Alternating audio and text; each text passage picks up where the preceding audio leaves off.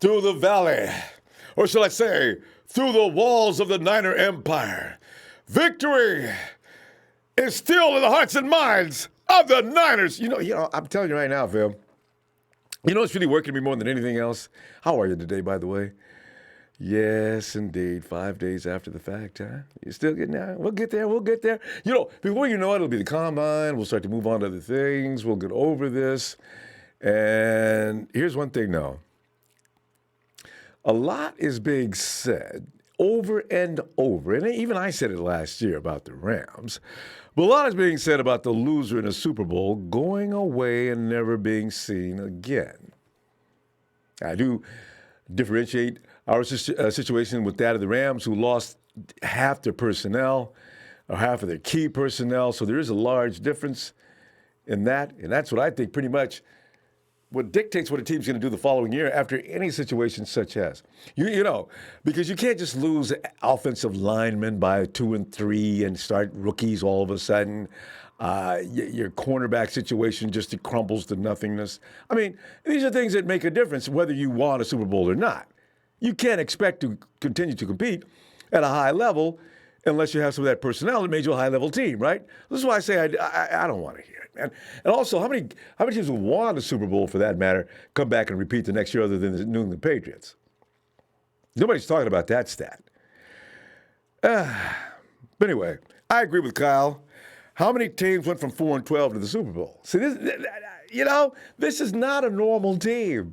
They don't do things like everybody else. They don't have to fall into tradition and do the same thing either. So I'm getting over that real quick. It's not just about talking yourself out of that, just to keep from driving yourself nuts with anxiety.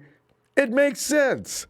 The 49ers may have hit some kind of a bizarre peak, though. I do think that.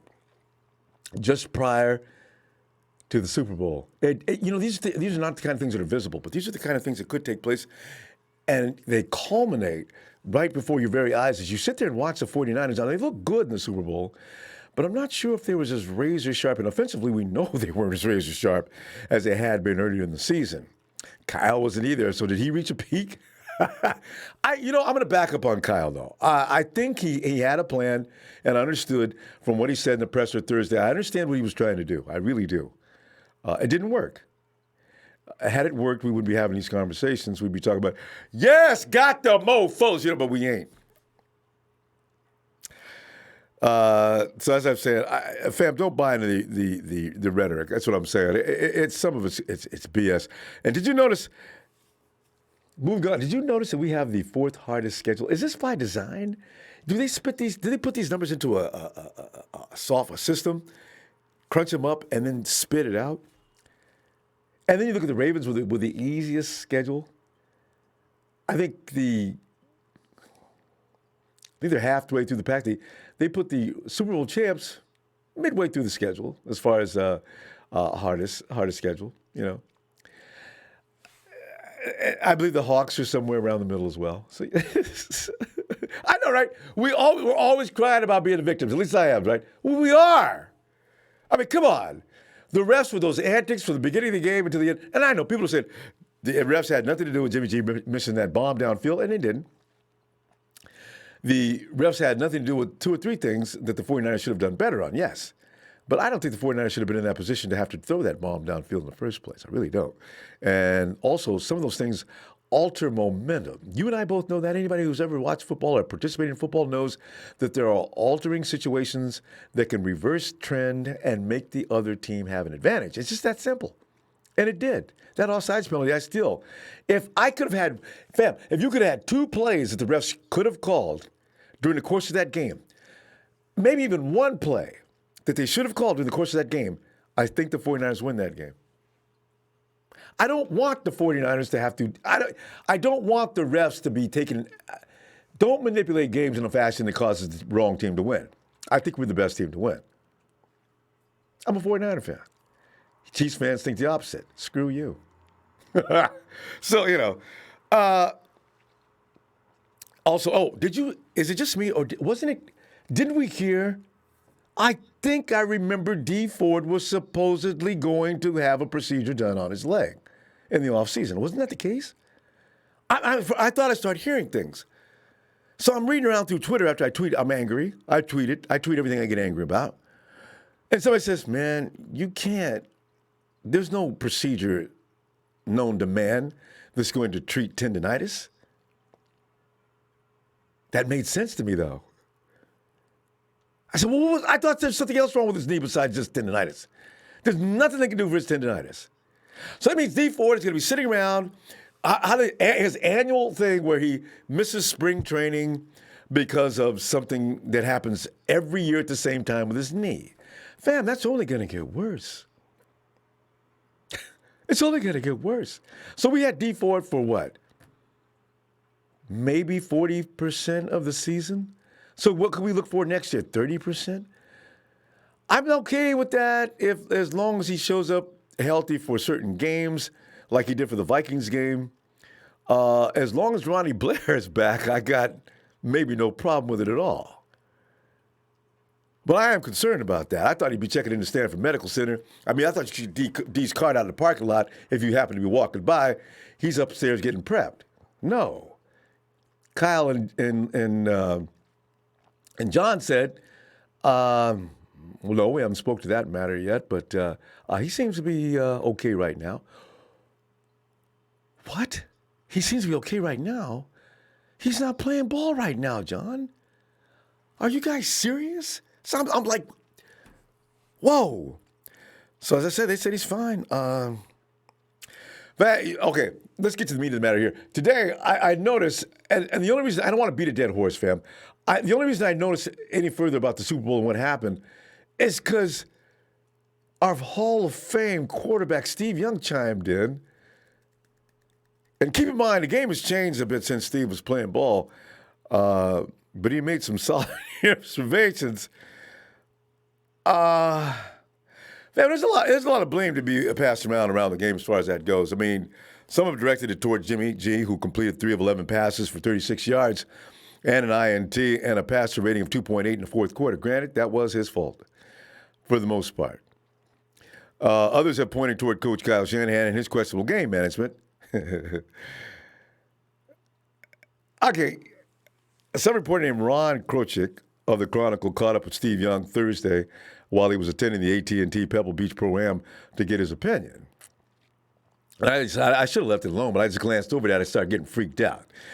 Young believes Jimmy and Coach Shanahan still have work to do developing their in-game relationship, and pointed toward the closing minute of the first half as evidence of that. And you know, no matter how much you try to say to yourself, it was a design plan to do it that way, run the clock, but it still bites. Young told the reporter, I think he and Kyle, this is a quote, have to work on their dance step. The thing before halftime doesn't make sense to me. If I was the quarterback and you just let the clock drain away, what are you saying to me? See? That resonates, doesn't it? What are you saying to Jimmy? And if you are saying that, why are you saying that to him? And he continues to say, that's just me. I understand you want to drain a little bit of time so you don't have to give it back to Patrick Mahomes. I get that, but how about some time for me? And that tells you there's an ongoing relationship that needs to be developed, a trust maybe that needs to be worked on. The 49ers got the football back with just 59 seconds remaining in the first half after choosing not to preserve the clock by using a timeout. I'm just going over things we know. But the way Steve sort of restructures the whole thought, it kind of intrigues me. Shanahan called 2 run plays to start the drive, which combined for 5 yards. That's not our 6-point-something yard average. Kyle, why didn't you use Debo? They couldn't do a damn thing with him. The coach still held on to his timeouts and let the game clock run. There was a big 42 pass to George Kittle that likely would have given the 49ers some points had the play not been negated by a controversial offensive pass interference penalty. Again, the referee's getting involved. If the referee's going to let them play, then let them play, ref. You shouldn't have called that play. Instead of taking the lead, the 49ers settled for a 10-10 tie at halftime. Young continued by saying, look, I always put myself on the field. How would I feel? And I would feel like, hey, wait a second. Put the ball in my hands. So those two have to figure out how to continue to build off what they've done, unquote. So Young also commented on Jimmy G's long-term future as the 49ers a franchise quarterback, as have so many in the last few days, right? And the critics who think they know what his future holds. Young goes on to add, quote, Jimmy doesn't know his ceiling. Just keep playing and it works itself out over time. People say, I know his ceiling. No, you don't, because Jimmy doesn't even know it, and Kyle doesn't either. Now, see, that's what works in any of us who still support Jimmy Garoppolo and Kyle Shanahan. That works in our way of thinking, because I want to see more from Jimmy, because like I said, the kids had one frigging year with Kyle.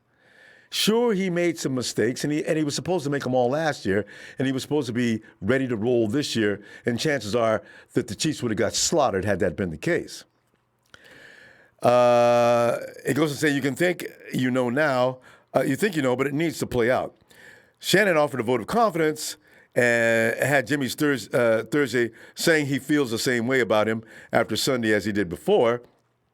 Coach feels Jimmy G was potentially minutes away from being named the Super Bowl MVP, if not for the late game collapse. Shanahan didn't even pause or stumble when he continued to say, quote, I think Jimmy's one of the main reasons we got to the Super Bowl. I think he overcame a lot. This is his first year in his career going through an entire NFL season. I think he had a hell of a first year, truly playing the position, especially coming off an ACL injury, where you have to fight through that a ton as a quarterback, where your rhythm and everything is not there at the beginning of the year. And we saw that at the beginning of the year. Remember the headlines hit, Jimmy G throws 5 INTs in practice. Everybody said, oh my freaking God, no! Because this is not the Jimmy G we saw in 2017. He did throw a couple here and there, but he didn't throw them like 5 in a row. That just never happened. But then again, we didn't know what we had for a defense either at that particular time as that report came out. That defense is going to be, they beat up a lot of people, not only Jimmy. Which is good for us, because if Jimmy's got to work with his defense every day, he should become really good. For him to be like that and to not let the pressure to get to him and improve as the year went, continuing to quote Kyle Shanahan, I think it says a ton about Jimmy. I can't tell you how much I loved coaching the guy as a player and a person this year. So Mike Florio, who continues to push the narrative of the 49ers need to consider getting rid of Jimmy Garoppolo and try to get Kirk Cousins out of Minnesota. And I keep thinking his agenda is to get Jimmy G. Florio's not fooling me. He likes Jimmy G, and he knows Jimmy has a lot of upside and a huge ceiling, more than likely. He'd like to see him in Minnesota, and so Kyle can get Kirk Cousins. Why would a guy whose team has been the Minnesota Vikings forever want to get rid of his quarterback? Who's going to quarterback the Minnesota Vikings if Kirk Cousins doesn't? What are you going to get, Jameis Winston? I mean, come on. Really? Same for us. Who are we going to get? You going to go draft somebody out of the draft? Burrow's going number 1 in the draft this year. What's the kid from Hawaii? What does he just have some kind of a weird hip surgery? There's nothing out there that's much better. Somebody said you go ahead and get the kid from Detroit. I just don't see it. I'm in the Jimmy G camp. I just let you know right now. All right? And some of those other things. This is something I just want to get another verdict on you so we can get closure on this, and we'll probably stop it after today. But what happened in that game will echo in our minds forever, because it is tough to get to the Super Bowl, and when you get there, you gotta win it, especially when we were in the position we're in. Closing minutes. Even ESPN, they got a 96% chance of winning this mofo. We lost it, and we lost it big. That score does not reflect how close the game was, but it definitely shows we got our ass kicked. It only took a couple of plays, which also says Kyle Shanahan's plan was right. Do what you can, keep the ball away from the Chiefs. And that's the way we did it all year long. Ball possession, score, play defense, run the ball. You get that lead up there, run the ball, play defense. That should have been a winning formula. It should have been a winning formula this time, if not for one mistake. But that was also promoted by the refs when they didn't call that offsides penalty, which had to cause the 49ers to give the ball back to the Chiefs. 3rd and 15. What are the odds of 3rd and 15? In the Super Bowl, they got it and more. Damn. Even though you try to get past this, it's just tough. Eric Meiser, what's up, fam? 4-12 the first seed. All right? 4-12 the first seed in NFC Championship win. Sucks we lost Super Bowl. Thanks for everything, Kyle. Your Hall of Fame in my book. Remember the Titans. Liam Money, thanks, fam. Yes, Dave. Thanks, Liam, for the contribution. Christopher Hengler. Why don't we challenge any calls? Anyway, 49ers next year. You some of the calls you can't challenge some of the calls. You can't, like the offside, jumping offside, you can't challenge that. The touchdown that was not exactly a touchdown. I do wonder, even if the 49ers would have won the challenge, and I think they would have, because as the film shows, it wasn't really a touchdown. His foot was out of bounds for that ball across the plate. They were going to RPO their way in, I'm pretty sure. That close to goal line, they were beating us. Everything they got was RPO'd in, except for the one touchdown, right? Or the touchdown they got to, where we got the pass interference play going. No, that was RPO. Everything was an RPO, wasn't it? Okay. Anyway, fam, I think it's just feelings on some of this. Are you thinking, as Steve Young's thinking, are you concerned about D Ford? As the strength of schedule got you concerned, because as far as I'm concerned, I don't think there is. Strength of schedule means nothing to me. There is no team in the NFL the 49ers can't beat anymore. I'm presuming, of course, we bring back most of the guys we had last year. I feel very confident in the 49ers. Every game, I'm feeling like, what they go do? Man, they ain't go do nothing but get an ass whooping. Hey, Rick! Ronbo. Rick. Come on in, fam. What's up, man? Hey. It took me 5 days to decompress. I was almost over it until Steve DeBerg started ringing my bells up again. So I came to you to find out, is Young opening up that can again after we... Does Kyle... Is Kyle going to go ahead? Is he going to go forward with Jimmy? I'm sorry, go ahead. Yeah, he's going. Yeah, Jimmy ain't going nowhere. I just think the lights got too bright for Kyle. You know what?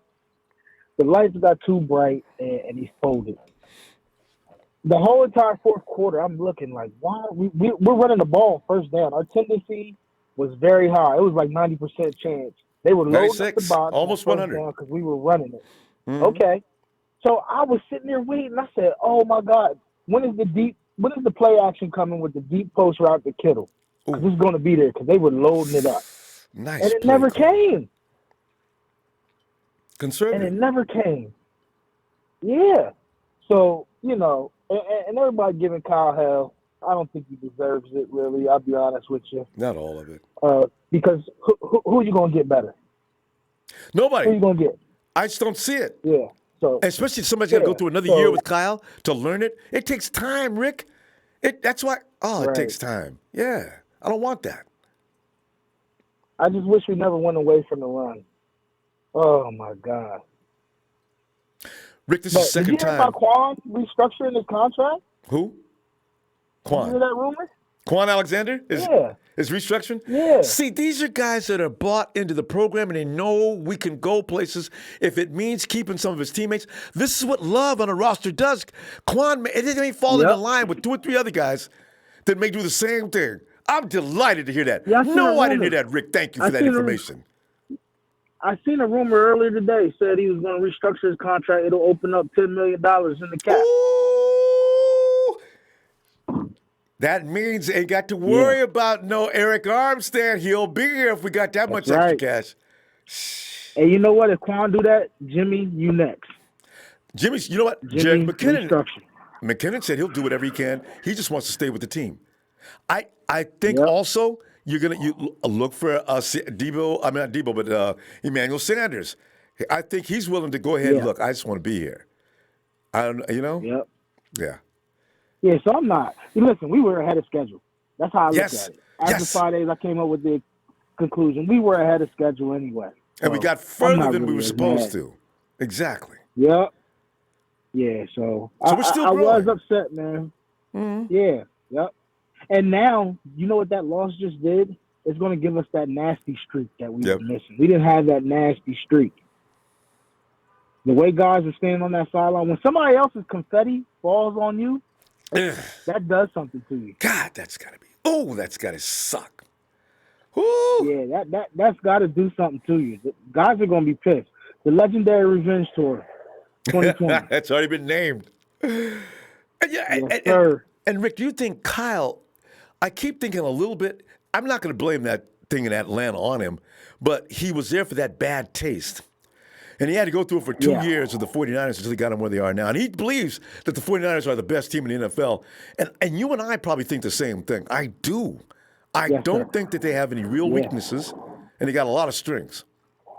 But we've been maturity. the best team all season. We were the best team all season. You can argue the Ravens because they beat us, but we were the best overall team all season long. Maturity. In the NFL. Maturity, fam. Kyle learned. You stay aggressive, Kyle. Stay aggressive. Stay aggressive. Don't worry about it. Everything else will take care of itself. Salah's got the defense where, I mean, he's got him where they don't worry about him. Don't worry about the defense. Yeah. You could stop Mahomes. They can do it. They did for 3 quarters. I want us to draft that safety from LSU. LSU always got them. Boy, they always got a secondary, dude. Yeah. Grant Delpit is his name. Will he be around at 32? Yeah, or 31? he should be around. Right. Yeah, he should be around. He's not a man guy, but he got good instincts. He's that eraser we need. We don't have a true eraser back there. And I like Kwasky T and Ward, but they're not erasers. Yeah. Kwasky's probably well. All right. Anyway, Rick, we got to stop. I'm gonna see you in a few days. Yes, sir. All right, fam. Yes, sir. All right, Have fam. a great night. Good stuff, Appreciate Rick. it. Thank you, fam. Yep, Let's go to Dollar Bill Will. Somebody said that Armstead already said he'd restructure. I guess all these guys will. Will. What's up, man? What's going on? Well, man, I'm getting all emotional because I'm hearing people are running me down news that I didn't even know about yet. We got guys up and down the roster that says, look, just whatever works on that salary. Let's get back on that field and take care of business. For Kyle said the guys don't even want off-season. They want to get back out there now. They got to be forced to go take a break, relax, and come back ready to go. So this thing about a swoon and after coming off a Super Bowl loss, I don't think that's going to be a mental element. But go ahead, Will. What's up? Well, it's been a week now. Well, almost a week now. I kind of got the Super Bowl loss out of my system, man, because it's going to be bright days ahead. This Jimmy Garoppolo talk needs to quit. This man came in from the New England Patriots, gave us a 5-game win streak toward the end of the season. Got hurt the season after that, and then came back and took us to a Super Bowl. That sounds like a winning quarterback to me. So all the Jimmy G talk and all this, and besides, Tom Brady does not fit Kyle Shanahan's system. This is about bootlegs, rollouts, all this type of stuff. You ain't never seen Tom Brady do crap like that. So they need to kill all that, man. Jimmy G is the future, man. Jimmy G is going to get better, and the sky's the limit for him. So we can kill all that. And Mike Florio and all them, man, they can just kill rocks. Mike Florio, man, that dude is just a complete idiot. I don't know what's wrong with this man. I don't even know why he's behind a microphone. I don't even know why he has a job. He needs to be just like working at a Walmart or something like that. I mean, you know what I'm saying? This dude is just... He's a lawyer. This is an intelligent man who really, from what I understand, never really lost many cases. But he's a lawyer, so he's opinionated, and they don't get off their own opinions. Will, though, reflect on a little bit about what Steve Young was talking about, though. Steve Young thinks that the relationship between Kyle, and this is something that it's like a thorn. You know, you get something in your sock, and you can walk along, but you don't feel like taking it out your shoe. It's a thing about, is the relationship between Kyle and Jimmy, is it where it's supposed to be right now, since Jimmy's his first year with Kyle, and Kyle's trying to bring him along, safely without putting him in danger's way, or what's going on? It's going to continue. It's going to continue to grow. Jerry Yokinel is going to extend John and Kyle's contract. So they're going to be there for a long time. So each year is going to grow. I mean, it's all about it takes time. It takes time to gain chemistry, to create chemistry between quarterback and coach. So it's only going to get better. So yeah, it's going to get better year by year. And one thing, man, what I love about this team, man, unselfishness. These guys are reconstructing contracts so they can keep everybody That here. just warms Do me you right know, up. God. man? Do you know if everybody stays, we going back? That's why I'm not worried, man. We going back next year. You can mark it. 49ers versus to be announced for Tampa Bay Super Bowl 55. I'm calling it now, man. If you keep these guys here, man. You keep these guys here. And look, what we did this year is very attractive to free agents. There's gonna be a lot of free agents that want to come here because of what we did and because of Kyle. So that's one good thing. And then you got the draft. So we just gonna add pieces. When we add pieces, man, we're gonna be more explosive than we did last year. Got Jalen Hurd coming back to line up with Debo. Man, it's only gonna get better, man. We already know that the NFC, we got a big old target on our back because the NFC, everybody that we're gonna play in the NFC gonna be gunning for us. But we're gonna be way more powerful than we are this past season, man. Jersey Joe, what's up? Hey, but yeah, man, we gonna be so much powerful, man. So because we're gonna attract a lot of free agents, and I trust Kyle and John in the front office to make good picks like they did the last draft. So we're gonna be way more powerful. I don't care which team. I don't care which team gets who or what other team gets who out the draft. It ain't gonna change. We're too far. We too going far back, ahead, man. Yeah, we're too far. We're too ahead far of in development. Exactly. We're ahead of schedule. So right. So we ain't going nowhere. We're gonna be winning for a long time, man. So get ready, man. We going back. Where we go? I'm gonna go, fam. I'm gonna tell you what I'm gonna do. I'm gonna look for you. I gotta take a couple of days off here, but I'll see you probably Tuesday. All right, man. All right, shout out to you, man. Shout out to my TNT family, player Ponder Dre, Trey Trez, Big Show Russo, Shay Lewis, man, all them guys. Shout out to the Ronbo Sports Fan Club, Sheik, Rico, Jersey Joe, Soar, all them guys, man. Silvio, all them guys, man. Hey, look, man, we going back, bro. Everybody's trying to pitch in and do what they can with this money so everybody can come back. We got unfinished business to do. Super Bowl 55, we coming. I'm claiming it right now, man. Ain't nobody messing with us in the NFC. Nobody. I'm out here, Ronbo. I will. All right. And Will's so right, because, man, there's no selfish on this team. All they want to do is see their bro come back, whatever it takes. I mean, don't send me to the Poe house. I don't be on food stamps, but structure it up, coach. Give me some incentives. Do something, Hey, and yeah, Christopher Hengler. And this is what I was talking about. Why didn't we challenge any calls anyway? 49ers next year, fam. Christopher, that's that's what bothers me so much. I don't know about how many of them were challengeable is the only thing. Liam Mooney, 2-1 over a historically tough stretch this year, 6.5 minutes from Super Bowl. SOS 8 of fame. We good, fam. Legendary Revenge Tour 2020 coming up. Let's go. Liam, I agree, man. I we're different. This team is definitely different. We ain't got to fall in line with the rest of these clowns. Yo, Dre. Yeah, what's going on, man? Dre, man, I'm telling you, about, the less you read, the better. And Steve Young just got me going, boss. I said, Steve, man, come on, man, stop talking. I don't want to talk about that shit. I'm talking, Steve. You're making me crazy, man. I don't want to talk about that shit. If it ain't positive, if it ain't positivity, bro, I don't want to talk about it, bro. Steve Young, we love you, you're a Hall of Famer, but your funky ass, you're not in the motherfucking.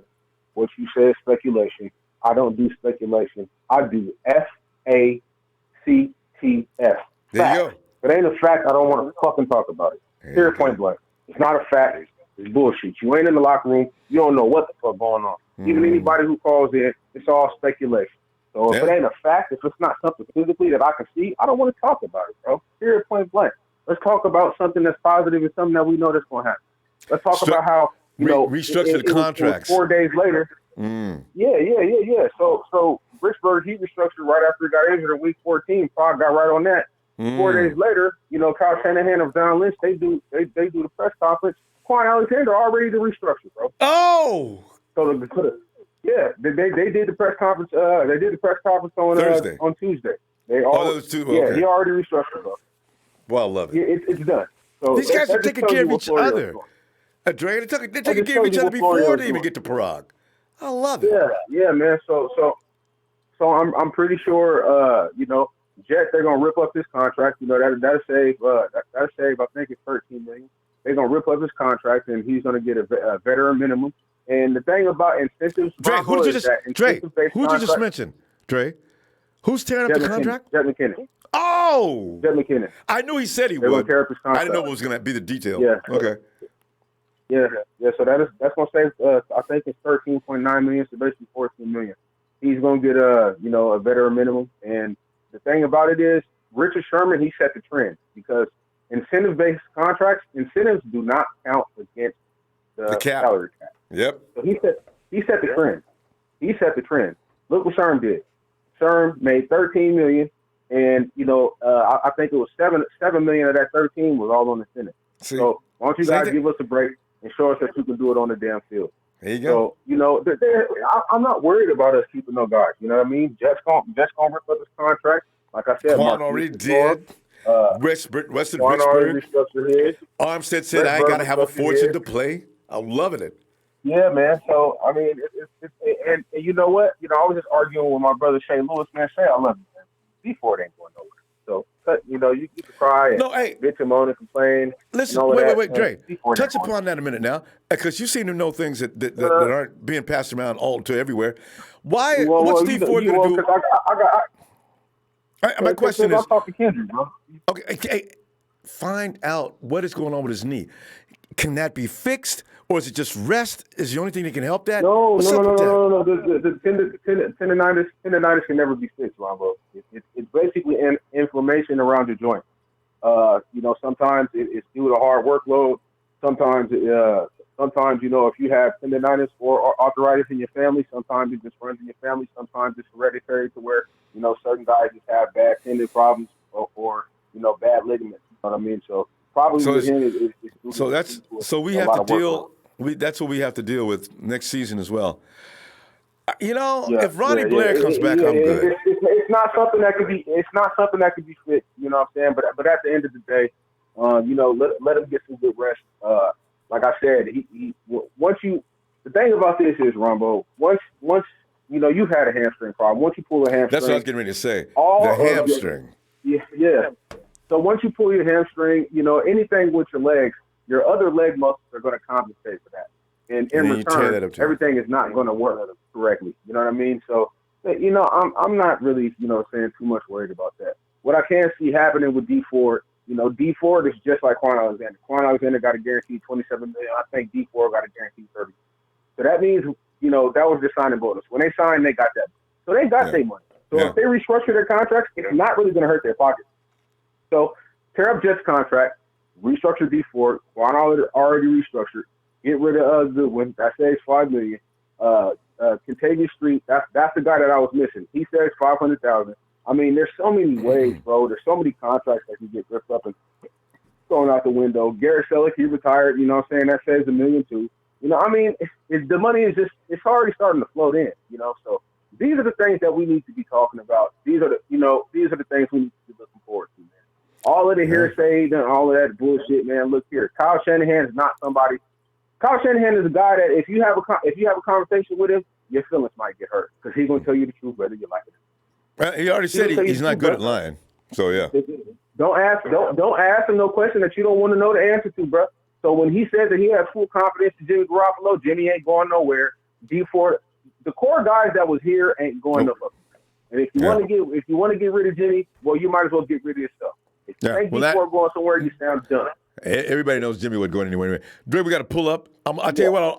Let me see you Tuesday, fam. All right. Yeah, man. Shout out to TNT, man. First Big Show, Jerry Fresh, Russo, man. Shay Lewis, man. All the guys. You know what I'm saying? Hey, man. It's the worst has already happened. Yeah. The best happened by us winning the NFC champions. When it's the NFC championship, we NFC champions. We got to the big dance. We didn't win it. You know what I mean? The worst has already happened. Let's start talking about, what's up? What we're going to do to get back to where we were this year. All the negativity you need to talk. And there's going to be plenty of that to talk about. All right, Dre.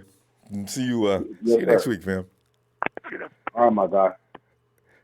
See, Rain, just because you got nasty teeth doesn't mean mine are fake. Go to the dentist, child, and get your teeth fixed and stop spamming. before I throw your dumb ass out. Hey, Mel, come on in, man. Double bang gold gang, man. Bang bang Niners gang. Jersey Niners signing on. What's good, Ronbo? Everything's good, man. Dre's got a good point. I just, Mel, you're going through the dailies, man. You're checking things out, and the wrong thing hits a nerve, and that's why I come to you to say, hey, what is Young talking about? Because I trust him because he's Steve Young, right?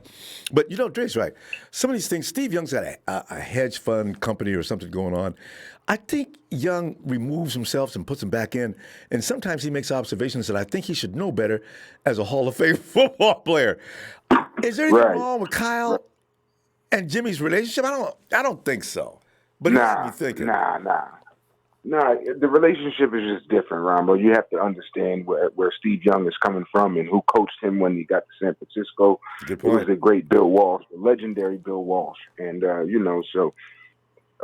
everybody has high praises for Bill Walsh right now. However, while he was coaching, the players didn't really like him. So a lot of that is in hindsight when guys looked back and kind of understood the method to his madness, that winning was the most important thing to him. But, Ronnie Lott, Joe Montana, those guys weren't really big fans of Bill Walsh. Bill Walsh's whole mantra was you want to get rid of a guy. It's better to get rid of a guy a year early than a year before he late. runs out of gas. So, right. Walsh was hard. So, Steve Young is going based upon his experience. But he does have a lot of great insight and everything. He's just a little, I don't know. He's from the outside looking in. He wasn't hanging around. And he really is. The offices. He wasn't in the locker room. Right. But, so as was said earlier, man, get off Jimmy's back. Like, seriously. Yeah. It's really been bothering me since the end of the Super Bowl, man. And not so much with the Mike Florios and, just the butthead fans of other teams who have been saying, oh, see, told you, Jimmy's trash. It bothers me more to hear our own fan base trashing this guy like he's not who he is and like he didn't do what he's done since he's been here. All the kid has done since he's been here is win and perform. So, in that game, man, if you notice, I'm not one of those guys who says the refs stole the game from the 49ers, that, if it wasn't for the refs, we would have definitely won. However, come on, man, we all watched that game. It's the elephant in the room. The Chiefs players know it themselves. The Chiefs coaches, the Chiefs fans, they won't admit it, but they know. The refs were doing the best that they could to keep Kansas City in the game. Even prior to the horrendous fourth quarter, anytime the game kind of started getting out of hand going towards San Francisco, there was a game-changing penalty called just to kind of stop the game from getting out of hand. And not even necessarily saying it was for them to save their new son, Patrick Mahomes, who's the greatest thing since sliced bread. It's people talking about he's the GOAT already. Like, man, get out of here. They weren't even talking that during the season. It was all Lamar Jackson. I know, right? That kills me. Now, all of a sudden, like you say, greatest quarterback of all, maybe the greatest quarterback of all time. Oh, please. Come on, man. Right. You guys go too far. But yeah, man. So I think that we greatly benefit from a quarterback's coach, just strictly a quarterback's coach, not to take Kyle's place, not to take any play calling away from him. I'm just a little bit off his plate, maybe. Right. No, not even a little bit off his plate. I mean, just to pay attention to, the quarterback specifically running different drills and whatnot. And Jimmy will greatly benefit from that. He's coming back off of that injury. So the injury itself, that ACL tear, takes about a year to just fully heal. And that's the physical aspect. But mentally, it takes a good 2 and 3 years for the players to trust it again. You see, Jimmy wasn't as mobile this year. He didn't try to run as much.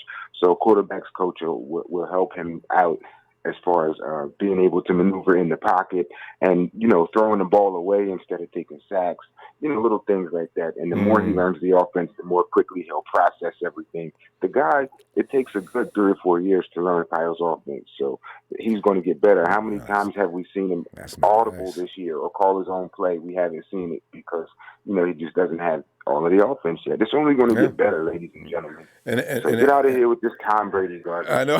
Oh, God, that's my favorite. Tom, now Stafford's entered into it. Put Stafford in. Oh, man, please, man. Let me Nah, block your ass. Oh, get out of here with that. All Hey, right. man, we're good. We're good. We got our Super Bowl winning quarterback, man. Yeah. We'll get there, Dre. It's just a minute, like you say, matter of time. Mel, we gotta go. I'm gonna start getting one-on-ones soon, man, because we gotta get back to that because Yeah, man, let's do that. there's a lot of opinions need to be heard. All right, fam. Yeah, Talk no to you in a doubt. minute. All right, my bro. Yeah, keep me posted on that one-on-one. I'm ready. I guarantee you, I'll be looking for you, Mel. Don't worry. I'll get back to you shortly. No doubt. All right. All right, shout out to Paulie G, man. I'll keep. Bye. Jersey. Yeah, no doubt. All right, fam. All right, Good my night. bro. And we move on. Oh, and by the way, and you're right, addicted to accident. Garrett Selleck retires. My thoughts are, I really wish Garrett, you can't, back injuries are not to be messed with, which is worries me about Jalen Hurd. Back injuries, Garrett couldn't get back on the field this year. And his experience and time and he really absorbed Kyle's system and thinking quickly. Remember when Jimmy first came, Garrett was explaining things in the huddle. Damn. Drake Phantom, come on in, fam. What's going on, Ronbo? Dre, man, I'm as I said, I came in. Steve Young had me all worked up, and I came in, and I'm okay now. If you care to touch upon it, that's okay. But there's some other things. We can also add tonight to the subject matter. What about the love amongst the 49er brethren? If it takes me to lose or take some money out of my check, Parag, you do what you got to do. I want to see this entire team come back and give us another shot. We can do this. It wants me up. Dre, what are you thinking? Man, Ronbo, this team is beyond special. I saw that somebody posted that same thing about Quan on Instagram as well. I'm like, man, this team is really, really tight together. It's really, really tight, and I love it. They're gonna be rewarded, man, for their brotherhood. I believe so. Hopefully, it's this next year. Yes. I was just gonna say that kind of camaraderie. It just flows through the. Everybody's got everybody's back, on and off the field. Right. That it just does that does a lot for a team. Feel sorry for the opponents next really year. does. These guys are fired up and they know what they're capable of. But go ahead. No, they right. I totally agree. It's going to be scary, I believe. As long as we can stay healthy. This team got a really good year together this past year with adversity. But I'm like you with this strength of schedule, man. And why are we playing Green Bay again? I didn't Green see Bay it. on our schedule. I got to look at the schedule. Green Bay. Do we have to go to Chicago is all I want to know. You know what? I didn't see if they were part of our away. Looks like every year we got to play Chicago. We didn't play them last year. We do play the Cowboys. I can't wait. Right. Play them boys. Oh, yeah. That's going to be a good one. Dre, I guarantee you the 49ers go 10-0 before somebody stops them. 10-0. Provided we don't get some crazy injury. 10-0 before anything even happens. I can totally see that as well, Ronbo. Real talk, yeah. Yes, sir. 10-0 sounds about right. And then no, we don't have Chicago on the road. Good. We don't. Boy. Yeah, they're not on our schedule at all. Sick of playing in that refrigerator, man. I'm telling you. Ronbo, this time last year, last week, I was headed out towards y'all way. I went up there, wanted to be around the Frisco, the Bay Area vibe. So I left LA Friday and hung out there expecting to celebrate with the San Francisco faithful, the 49er faithful out there. But 6 minutes. So I had a good time though. Yeah. Oh man. And it's funny too. What I noticed. It'll come back. What I like though about being out there. It seems like the sports culture is a lot different in the Bay Area than it is down here in LA. Yeah. It seems tighter. I don't know if that was because we were in the Super Bowl and the playoffs, visiting out there, but it was just really dope. I had a good time. In LA, you guys got so much more entertainment. The as large as the population is in SoCal, there are so many things to distract. I remember that year I attended like a Dodger game and a Laker game. I was laughing because the fans was like leaving early during the halftime. They wasn't coming back to their seats. They was Yep. all partying up in the Yep. house. I said, so Cal fans, well, they ain't serious. They having a good time, but it's just a ball game to them. It ain't no big thing. They got some after they leave the ball game, they go into the after parties and everything. I say, So true. That's a good point. yeah, Yeah, that's a good point. Disneyland, everything else, it just But yeah, But yeah, good to see you. All right, I was good. Good to see you. I'm sorry, I ran into somebody, but yeah, looking forward, man, to the off season and everything that's to come, man. I tried to get on with you a couple of times, but I had to get off the phone for different reasons. But I had to tap in today, man. So good to hear from you, Joe. it was too. definitely, Wait a minute. absolutely, definitely hurtful that we took the L, especially that we had control and we should have won. So it hurts a little bit more that way. But I'll be tapping back in with you. Wouldn't you be back on next week? Tuesday, yeah. Tuesday, we'll be right back. And should be something developed between now and then. I wanted some more good news because I'm delighted to hear about these dudes already restructured the contract. They ain't even waiting. Ain't going to be no controversy. And you know what, Trey, what's so good about this? If you do, you will be shamed. Any player on our team that's sitting around saying, oh, look, Right. I got to get paid. Oh, no, man. You going to come back to the locker room. You got to get what? Man, you ain't get. You know what? We'd like to see you leave. Quietly make sure he leaves. That's so true. Hey. That's so true. All right, Yes, man. sir. I look for you next week. All huh? right, have a good one. You too. Okay, definitely. Yeah. It's Drake, man. I tell you. Oh, I love hearing the things. Man, fam, we're supporting one of the most unique teams in the NFL. Ain't no me on this team. It's all about we. And they'll be back. Hey, and Mark Slaughter, that Cowboys game is the one I can't wait for. They better not be in the first 10 games. 49ers going to beat out of the first 10 games, I don't care who's on the schedule, and we can say that now. Because ain't no team in the NFL stronger than the 49ers. Nobody. If they beat us, it'll be by whatever reason. But as far as strength of schedule, we're the strength of the schedule. Shaleo.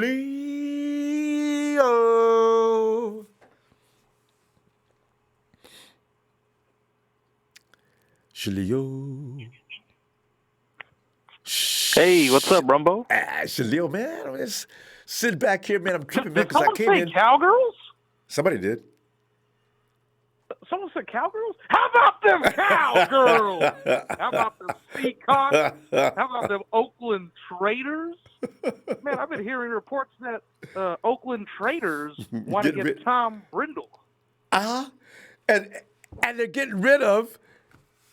They're getting rid of the card. What? They want to get rid of Carr? They want to get a guy on a wheelchair? Jesus. Dude, Shaleel, here's the funny thing about it. We get real quick. He built a house next to Gruden, kissing up to him. Now can you see putting that for sale sign out in front of the place? I'll live next to this dude, man. Getting rid of me as he lost his mind.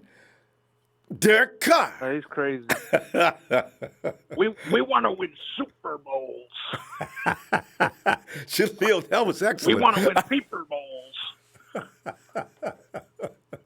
This Derek Carr guy, he's not good. I need me a vet.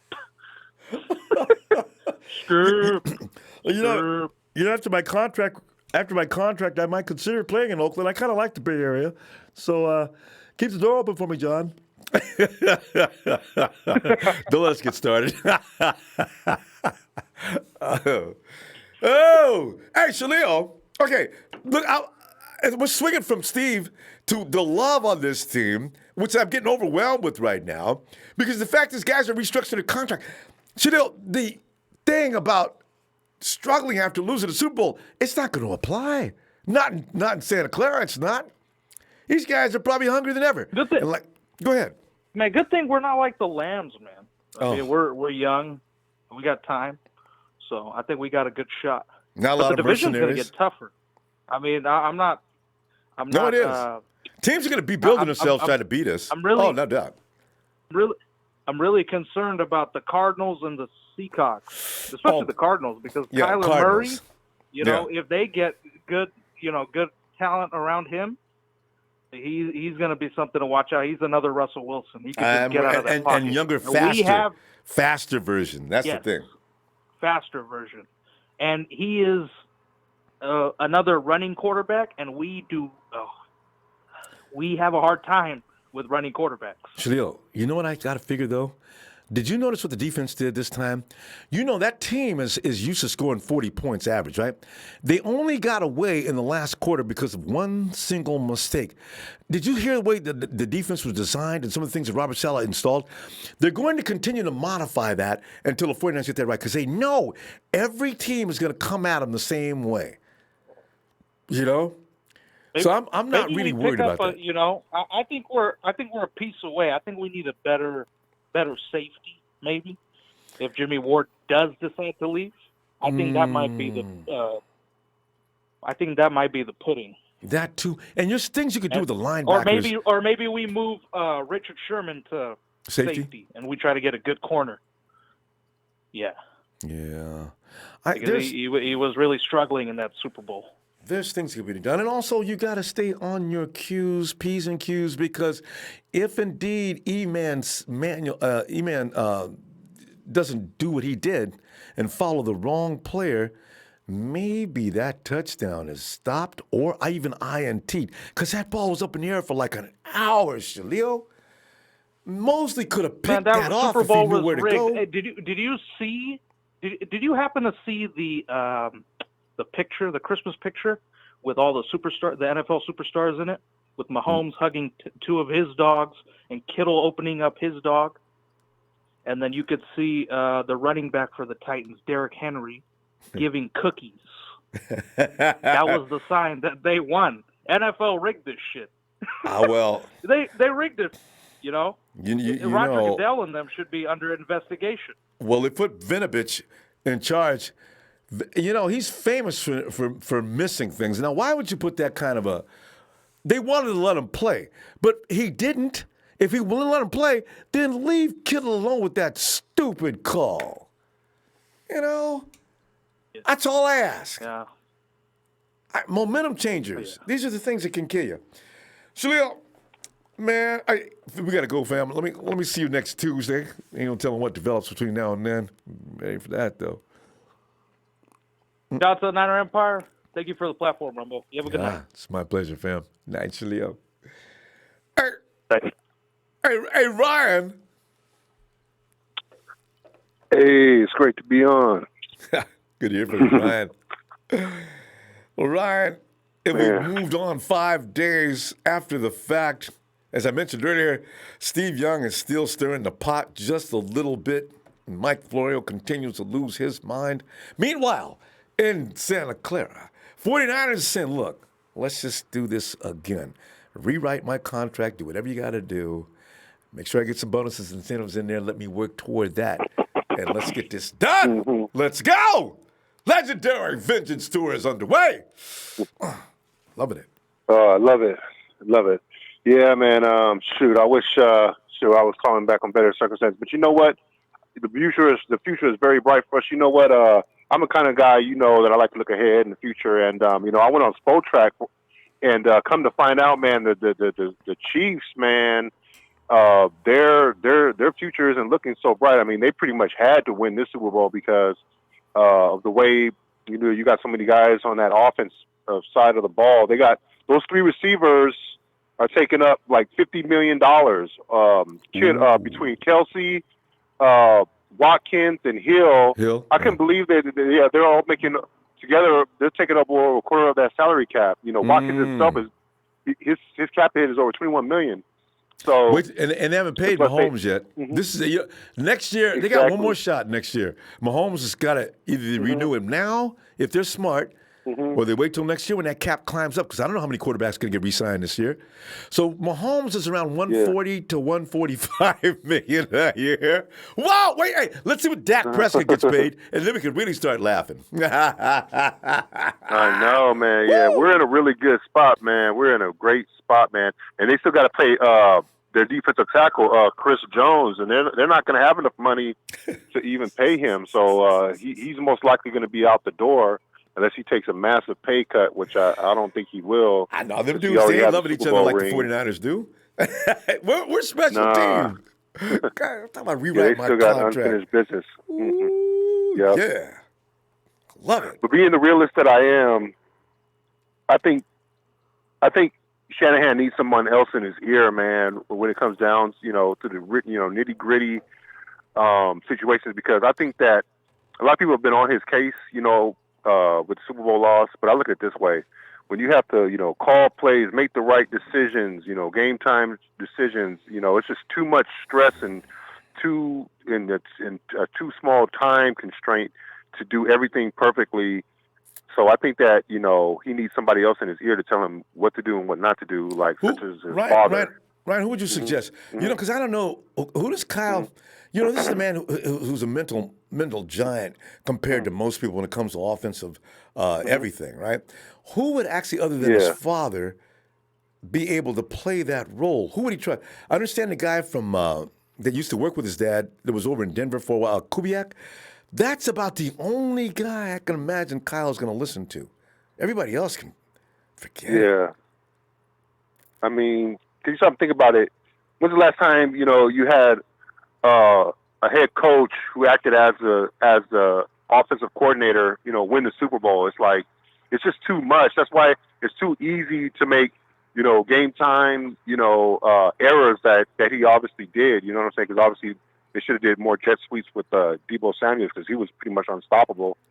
So I think in order for the 49ers to get over the hump and win that Super Bowl, man, they got to have somebody else except Kyle being, the judge, juror, and execution on every single decision. That's the way I see it. I hope I'm wrong. I hope he proves me wrong. I really do. But no. You know what? What you're saying is maybe if there was somebody standing on the sideline, and nobody's going to overrule Kyle.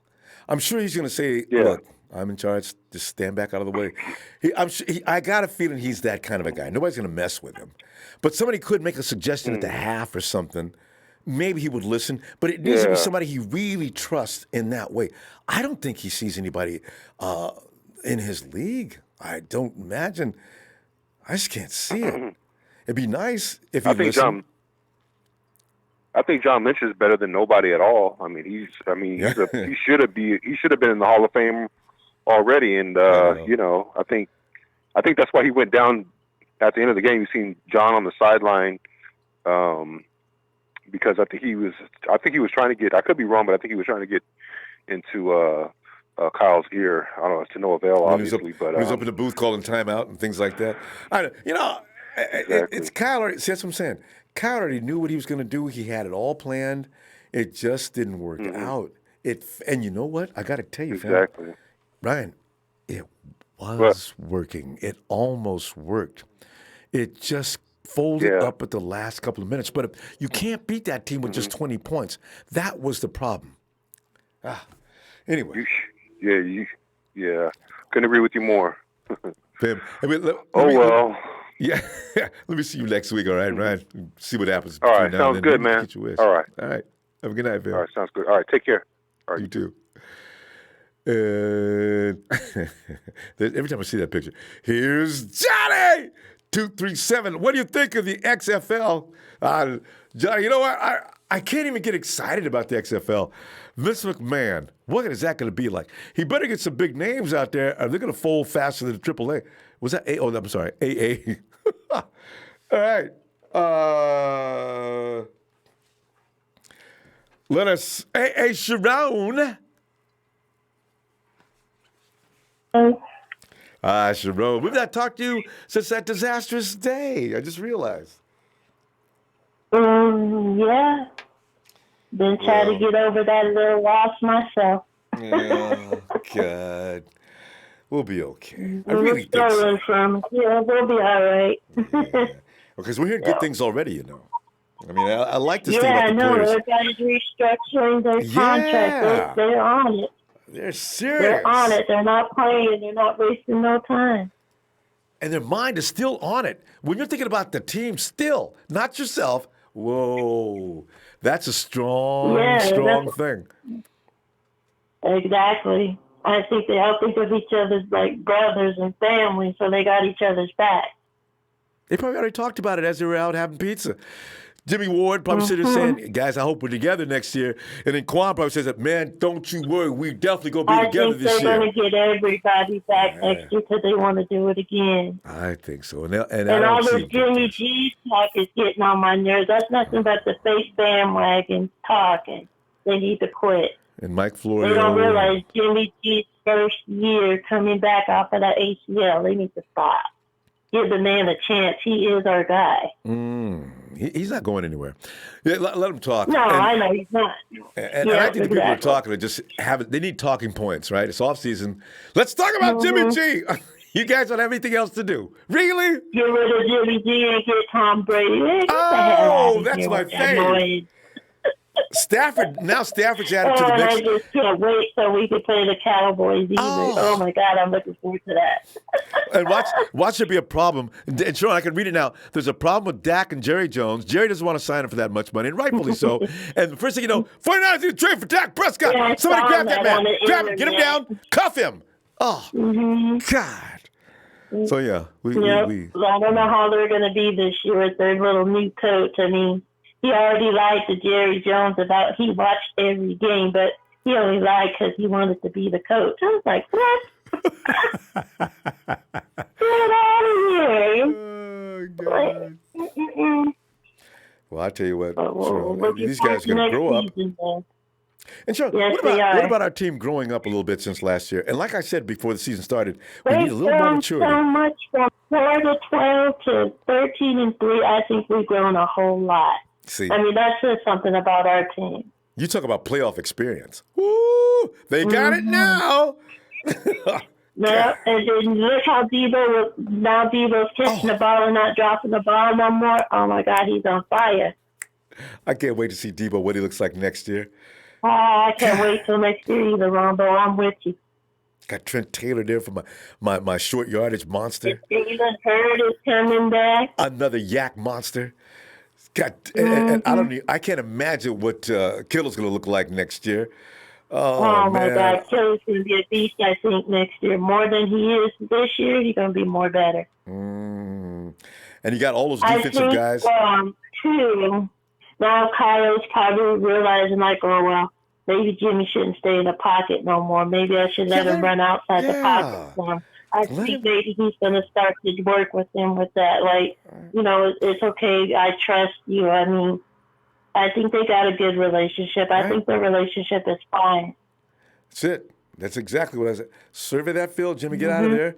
He's learned the basics. He's got it down. And quit holding the ball and just throw the ball away. When you see pressure and they're coming at you, Jimmy, throw it away. Yeah.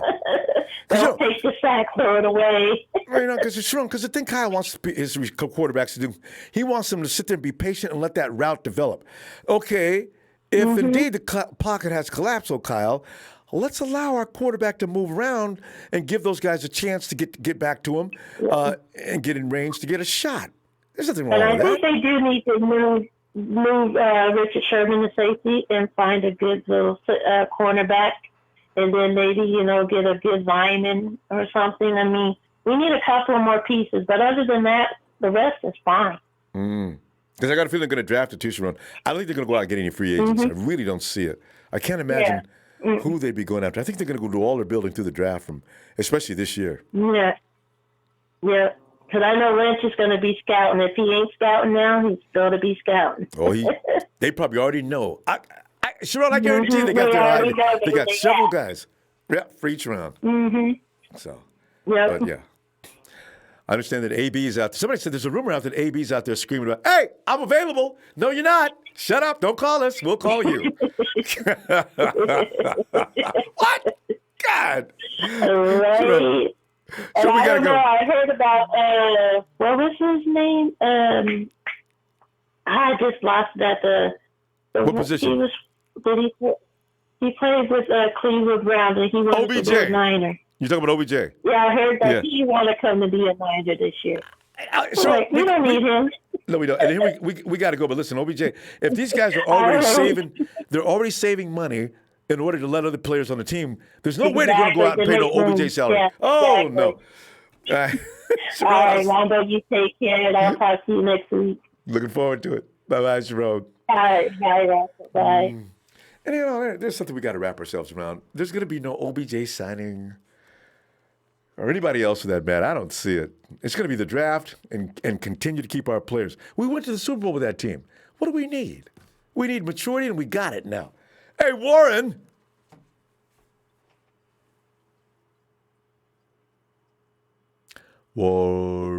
I do wonder, though, between cornerback and offensive lineman, what else is the goal in the draft? And I say corner only because I figure that's the only place I can see. You don't need any running back, for God's sakes. You certainly don't need any. Hey, Warren, are you there? Hello, I'm here. Hey, Warren. Ain't talked to you since that Super Bowl. What's going on? Oh, Warren, man, we're just raking over the coals, and I feel you. Yeah. One thing I feel good about, Warren, this team likes each other so much. These boys are talking about, look, whatever money it takes you know what? We got to keep everybody together. We got to go forward with this team. Give us one more shot. We'll get it done. I like that. I like that a lot. Add fuel to the fire, you know what I'm saying? That Super Bowl add fuel to the fire. So it's more of a brotherhood than anything. Yep. I just think it just to the point of watching the game is so like you really watch our first 8 games, like our first, our front four. Yeah. They kept they had holding penalties, you know. Oh yeah. If you look at the game at this game, they ain't even called a holding penalty on one. Some people got pictures of it too. Some people got pictures. They got freeze frames of it. You could see the man's hands clenched tight around jerseys, dragging them to the ground. I said, that's okay. Y'all know. I just. You can't give a holding call. And I guess referee was blind that game. No, that's why they got Vinovich. They knew he wouldn't call that stuff. I wish our team would have done the same thing. What if they would have held and let Jimmy get a couple extra seconds? I wish they would have done. And if the refs call it on, because I know the coach saw it, tell our guys, listen, guys, don't be stupid with it, but whatever you want to do, go ahead as far as holding. In fact, next time Vinovich if he's in the Super Bowl again and the 49ers in it, I think we should do courses on how to hold without getting caught. Teach it. Teach it. This is all about winning. If cheating is allowed, then God, do it. If the Chiefs did it all game long, then good on them. If you got away with it, now let us also use the same tool. That's all I'm saying. Well, I'm just looking at it like this, Ronbo. So I'm looking at this. We just need to get better at coaching and coaching in tight areas where it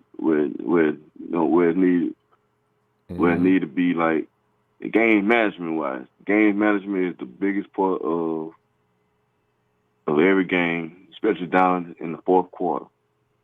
Get what we need, do what we need to do in game management. I think probably need a game management, somebody just could help him just do what we need to do, or just the game wise, you know what I'm saying, help our coach Shanahan, you know what I'm saying, help him out. Yeah, no, I just wonder, is he the kind of guy, Warren, you think Shanahan would listen to somebody else? I don't see anybody but his daddy calming him down and say, look, Kyle, that thing you just did just there, now that's going to set this up, because they know each other in a way where Daddy taught him. Kyle is still his daddy's student. So if Kyle, if there's going to listen to anybody, it's going to be his dad. I think they got together to come up with that game plan. It was a solid game plan. It just failed in the last few minutes through a mistake. You got to anticipate mistakes. And the 49ers need a minimum of 27 to 30 points to even think about winning that game anyway. So, Yeah. But you know what I'm saying, when it's tight, we need a first down. We need to get it. Yeah. Some kind of way.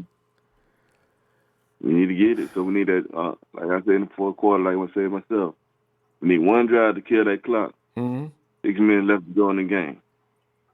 We didn't do it. And Warren, Debo was his main weapon. Give it to him, Kyle. Give the ball to that kid. They can't do a damn thing with him. Debo, anything he wanted to do, Debo was able to do it. Give it to him. Kyle didn't even look at him. I think he got one touch in the second half. Did he get? I think he got one touch in the second half. That, I will never forgive Kyle for that. I don't care what he's smart he is. He blew that one. Give it to Debo. They weren't doubling him. Give it to him. Right. But I look at it like this, Ronbo. Gonna get better during the summer. Mm-hmm. During the summer, winter, during the offseason, and just hope our quarterback, Jimmy G, just keep learning his offense. He's tip top of the game. So there you go. Well, Warren, we gonna go. You will get better. You will get better next year. Because I already tell you, we're winning first 10 in a row. I almost guaranteed. So, Warren, with that confidence, you know they're going to get crazy. All right, Warren. I'm going to see you tomorrow, man. I'm sorry, all right, Tuesday. Tuesday next week, yeah. All right. Catch you later. You too. All right. Man. All right. And we got another Rick. Hey, Rick. Sir, what's good, sir?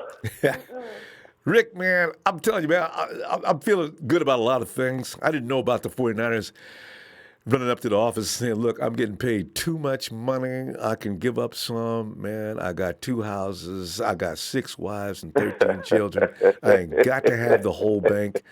Give some of that money back so I can get some of my boys back in here with me. I love it. You know, it's just awesome. Yeah, exactly, man. I think we're all still, I know for me, I'm still dealing with it. But at the end of the day, like I said before, look, we're probably a year or 2 ahead of schedule because, like you said before, let's stop at all the Jimmy G stuff. It's like, if you're not happy with Jimmy G, be happy with 1-10 because that's what we were before we had him. And then we went on a 5-game winning streak. We won 1 game last year, and we won 4 games total last year. Mm-hmm. So stop with the Nick Mullins stuff, the C.J. Beathard stuff. And because the thing about it is franchise quarterbacks are not just out there on the limb. If they are, they're pretty much at the decline end of their career or their headache, or they pretty much can't get it done. Jimmy G is going to get better, like a caller before. This is his first year coming off his ACL surgery. Next year, when he really mentally trusts his knee more, because, he did a little bit, but once he really mentally trusts his knee more, he'll be better. And more importantly than this, because now we know who we're going to go with as far as our receivers, whether it's Kenneth Bourne and Emmanuel Sanders, if we get him back, and Debo, then we can really build that chemistry. Because if you look at our receivers at the beginning of the year, everybody was all over the place. All over the place. Frazzled. They were dropping balls all over the place. But now with this offseason, the thing is, I want Jimmy G to work with the receivers, like we said before, early in the season, on working on your spots and timings. Because the one issue I do have with Jimmy G is, even like on a potential slant, he doesn't throw it in front of them, but they can catch it and they can continue to run. It'll be like behind them, so they're reaching back. So then they have to reach back. They can't keep running with momentum. But hey, that's his first year. And now that he's going to have his guys in there, then we're going to potentially add back Jalen Hurd, maybe Trent Taylor, who, like you said before, is having a great training camp. We're going to roll.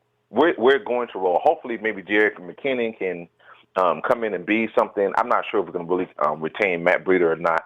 But the thing about it is, now this team has tasted. You hate to say a good loss, but it's going to fuel the fire. Like, hey, we were literally 6.5 minutes away from being Super Bowl champs. Defense, we cannot give up another 3rd and 15. I don't care if it's 3rd and 15. What you need to do is send the 4, maybe 5, and everybody needs to be at the 15-yard mark line. Like, look, we're going to put everything in front of you. But, hey, that's all behind you because guess what? Saleh learned. Kyle Shanahan's going to learn this year because I agree. Maybe we need quarterback coach or maybe just another offensive play caller so he can kind of have his hand in everything, or somebody he runs it with. so we can run the ball, utilize the run a little bit more. Hopefully, Western Whisper can come back, so he'll be better for us in the middle because that's where they pretty much got the major pressure. I keep forgetting about that.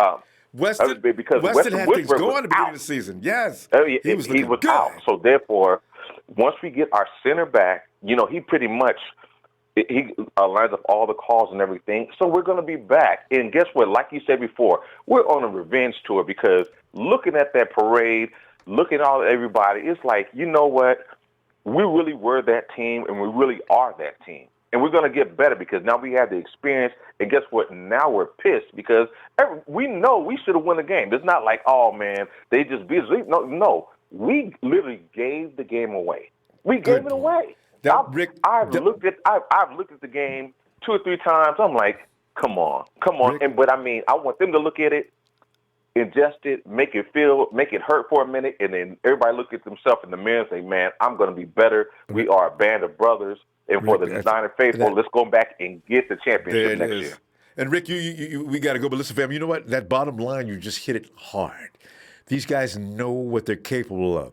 Hell, ain't nobody out there that's better than the 49ers. I don't care what they do in the offseason. Ain't nobody better.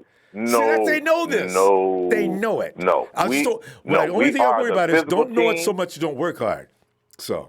Oh no. Trust me. The fuel is of us losing that Super Bowl.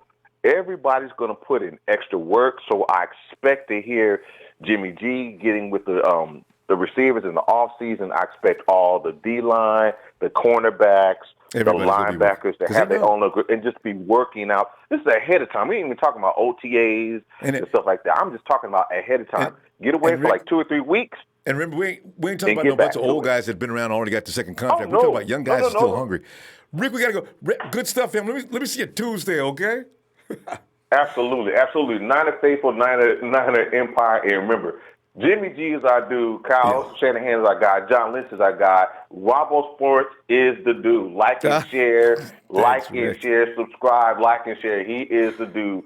Niner Empire. You have a great evening, and let's prepare for the next win next year because we're going back to the Super Bowl to win it next year. The 14 to lose the Super Bowl, go back to next year and win it all. That's us. Niner Empire. You heard it first.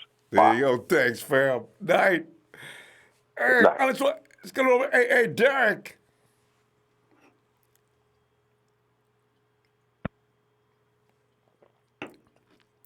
Shucks, Rain, you're walking on thin ice, man. Don't start picking on that female coach. Watch your mouth. Hey, Ronbo. One wrong thing, because I'm already that close to getting rid of you anyway.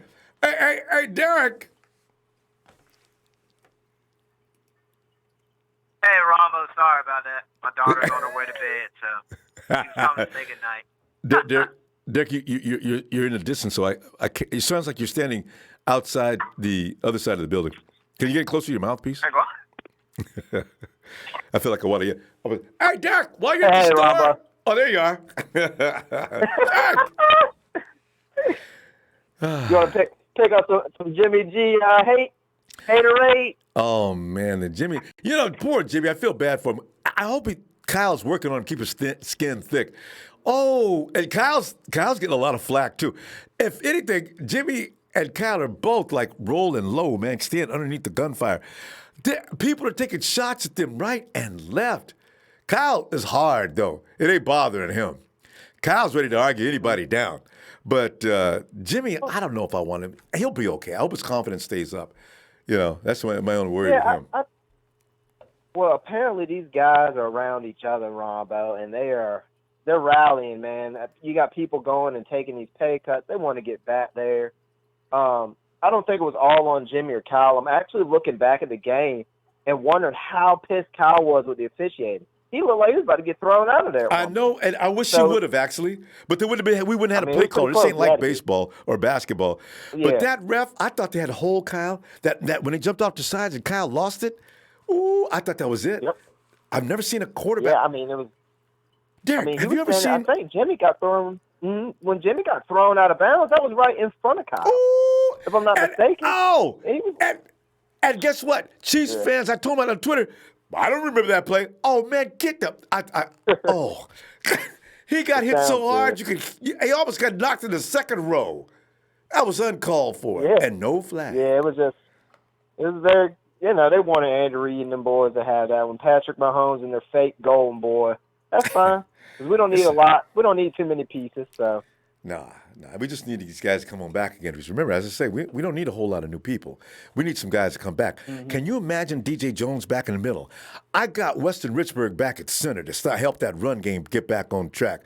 At D Ford, if he could just be healthy, but that's okay. Because if Ronnie Blair comes back, that intensity stays pretty much the same for weird reasons. I don't know how and why, but they still get it done. So, my offense, I got Trent Taylor back across the middle. Debo now can do other things. He doesn't have to come out of the slot. Oh, I tell you, there's all kind of things. It's all about the health, Derek. How many guys can get all the way through the schedule? Yep. Well, I mean, Trent Taylor and Jalen Hurd, I'm very excited to see them, and I hope they can both stay healthy. I'm pretty excited for next year, Ronbo. I mean, nobody picked us to go to the Super Bowl, and it was a phenomenal ride to be on. So we'll get back there. I love the team we have right now. Very excited. And they are too. Because, anytime you got guys at this point in the season talk about, listen, my money, if it's a problem. Derek, oh my God, I've never heard of such a thing. Guys talk about, me either, Ronbo. Redo my contract. We got to stay together here. Whoa, that's a solid bond, Derek.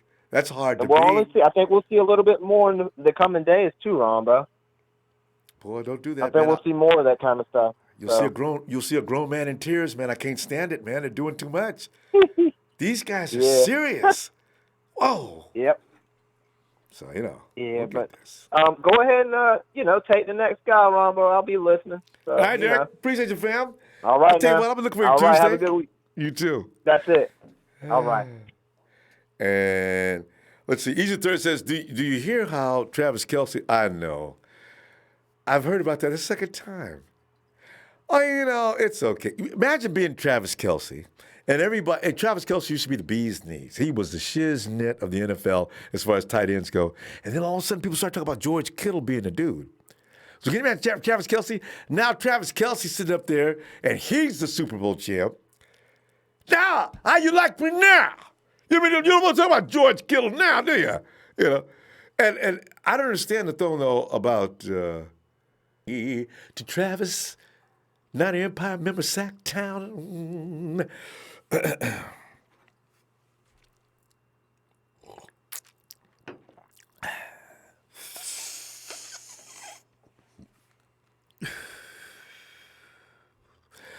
Happy night. Happy night.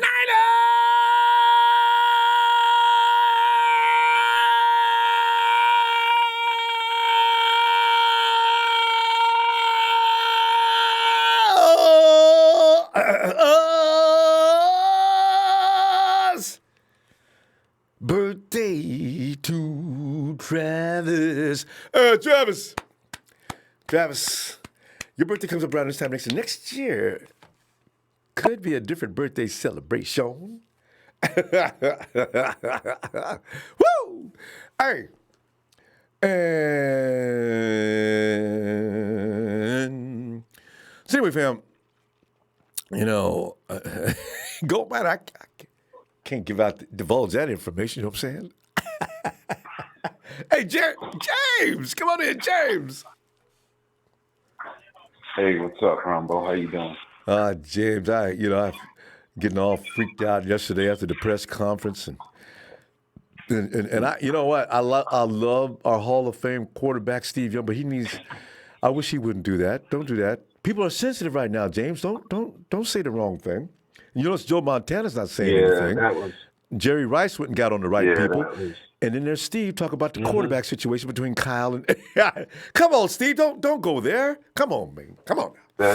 That's sad, man. I mean, you would think more of him than that, but it is what it is. Everybody is gonna have a different opinions, man.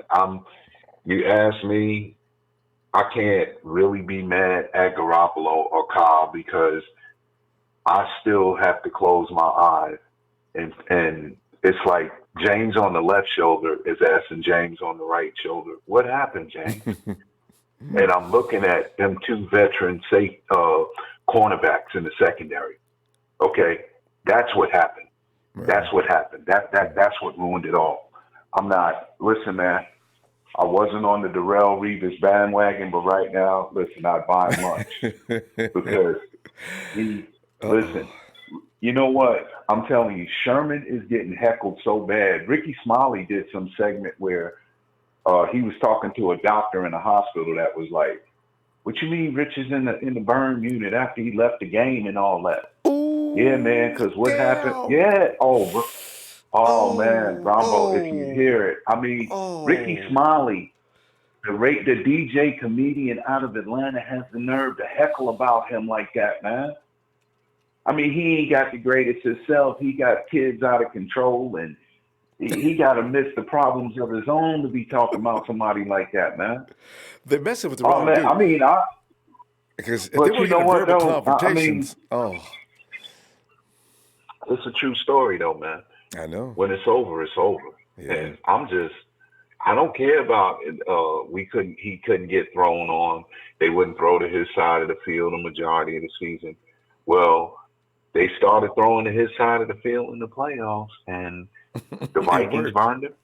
The Packers burned him. And Sammy Watkins in the Super Bowl told Patrick Mahomes, from what he's been saying, he told Patrick, "Hey, man, I could beat him. I could get it, man. Come on, dial it up. I could get him." And he got him. He got him at the biggest moments of the season. And then this Jimmy Ward has the nerve to be up there talking about, yeah, he wants to remain a 49er, but only if he can remain at the safety position. Well, this is what I don't understand. You're another one that, yeah, it was your first season, and I'm glad you played healthy a whole season. But what did you do? You took the worst angles I ever seen as a front safety. Okay? I ain't never seen it that bad. You got viciously beat, left Tyreek Hill wide open. They did this to us, man. I'm not agreeing with nobody that's putting all this blame on Jimmy and Kyle and all that. Come on, man. Wake your so-and-sos up. Sherman and Jimmy Ward, man. They're the problems. James, the tape don't lie. James, let's say, what do you take Sherm out, what do you do with Sherm? And who are you going to replace him with? What we do is what I've been doing every night before the Super Bowl and after the Super Bowl, praying to my Lord and Savior Jesus Christ that Jason Verrett can get extremely healthy by training camp and be ready to go. That's what I'm praying for. Man. Because remind me, Jason Verrett is still under a 49ers contract. Last time I thought he had a 1-year deal. Well, his 1 year ain't up yet. And I guess that deal, well, he's still on the 49ers roster somewhere or another. He hasn't been released yet. Well, and right now, what they see in Richard Sherman, I can guarantee you, John Lynch is going to find a way to keep him around. Because let's hope we get the same break that we kind of got with Jimmy Ward. Stayed injured for a few years, but finally when he got healthy, he played 17 good games of football. But in the 18th game, he had a brain fart in the fourth quarter of the Super Bowl. Yeah, okay? But let's hope that. The only thing is, James, there's not that many guys who can – there's receivers. There's not that many guys who can beat him deep. You know what? I need to see him in camp Ronbo? next year to see what's up. I have a feeling he's going to have that figured out. And first of all, the reason he used to not get beat deep because he knew what was coming. That take him to the bridge and then come back on the field. He wasn't ready for that, and I am kind of surprised. So we'll see. Every one of them plays, whether it was unexpected or whether he thought it was coming 3 plays later or 6 plays before, he had no chance to defuse it. But listen, here's the thing, James. I didn't see it. There's not that many guys who can run faster than Tyreek Hill. You know what, though? James, we got it. But that was Sammy Watkins. That was Sammy Watkins. Sherman got beat on. But Tyreek Hill, he's famous for his speed, too. You know, let's revisit it because we're out of time now. Let's revisit this Tuesday. It's a good subject. I want to get other opinions on it, too. Keep Jason Ferreira and Pratt, Niner Empire, Niner for life, all the Niner Empire in the faithful. Let's keep Jason Ferreira and Pratt, in prayer, okay? If your preacher asks you in church Sunday, is there anybody you want them to pray for? I'm gonna tell them Jason Verrett, if you don't mind, Pastor. Okay.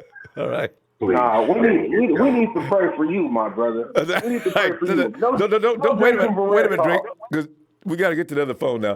All right, James, have a good night, fam. Yeah, Ronbo. Take care, man. All right. Yeah.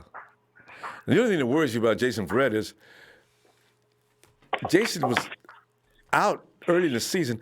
I don't know what he's doing to get better. I hope so. Maybe he'll feel better this year because he was out there. He got burned up. He was in that burn up joke too. Javier. Hey, what's up, Ronbo? Javier, man. We're sitting there, we're going over some of the things that went on all week. Hopefully, we get to move on. We'll start talking about the combine. We'll start talking about the Brotherhood that's going on in Santa Clara, other things. Right now, trying to get this. Javier, I can't get over this. That close. But we got to grow up, man up on this situation, and move on. But Javier, if you have anything else to say about that misery, go right ahead. And if you want to address Steve Young's comments about Jimmy G and Kyle Shanahan's relationship, that's fine. But because we're all over it. All right. What's up? Okay. This is all I got. Check this out. Okay. It's 4-12, right? Right. This season, what happened? We got the championship, right? Yeah. And see, the thing is this was Jimmy. If you really think about it, this was his real first season starting. You know what I mean? Truth. His real first season. So, I didn't expect for us to really win at the Super Bowl. I really didn't, because I was all like, honestly, to tell you the truth, did you think we were going to get to the Super Bowl? I was hoping. Yeah, I was like, oh man, I didn't think we were gonna get that far. And the thing is that I knew that if we did, it was going to be a long shot. But we were close.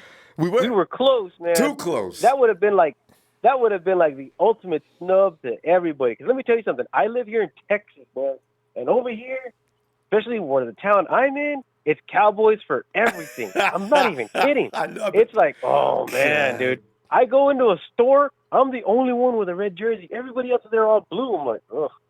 But anyway, I'm just telling you, man. This season is gonna be this next coming season is gonna be great. It's gonna be really, really great. I'm not even kidding. I'm ready for it to start. I'm ready to start right now.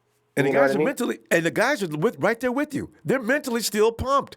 It's not like a lot of teams, they think, oh man, it's going to take forever to get back to the top of that mountain. These dudes are ready to get started. If the 49ers had a game next week, they'd be ready. And enthusiastically ready too. So, we ready. They know what they can do. That's the best thing. Javier, they know they can beat these teams. That's part of the mindset right there. Be confident in what you're doing. Abuse teams next year. They're not on your level. Javier, they know they're the better team. Every Sunday, they're going to know they're the better team. It's hard to where, they're going to remember, I don't want to play those guys. You know what I mean? I wanted to be like that, to where we hit them hard. I wanted to go in there like a missile, man. I wanted to hit hard to be ouch, I don't want to go back on the field. That's what I want the other teams to be thinking and feeling. I think we're going to do really great this coming. Javier, you want to hear something really funny? When J-Dub knocked Patrick Mahomes out of bounds, knocked the ball out of his hands, he was all wired up, right? You know what he said? I thought he was talking smack. I heard what he said. I'm going to play it back. He got up and said, "Whoa, that was a hit. That was a heck of a hit." He was praising Dub for smacking him. I like Patrick Mahomes. I never did dislike him, but I really like him now. I don't appreciate him. Check this out. I've been watching the media lately, man, and I'm telling you, and I saw this with Kaepernick. When Kaepernick got that big contract extension, do you remember that? Yeah. Man, his ego went his ego shot up. That guy was on magazines, commercials, everything, doing that. Dude, Mahomes is doing the same thing, and he hasn't even got his contract yet. I saw something something on YouTube, he was at a post, he just walked in a Post Malone concert, walked in there drinking and all this and all that. He hasn't gotten paid yet. I'm like, that's it. As soon as I saw that, I'm like, that's it. They're not going anywhere next season. That is it. This guy got his Super Bowl, right? And he's what, his early 20s? That's it. They're done. They are done. They are done. D-O-N-E. They're done.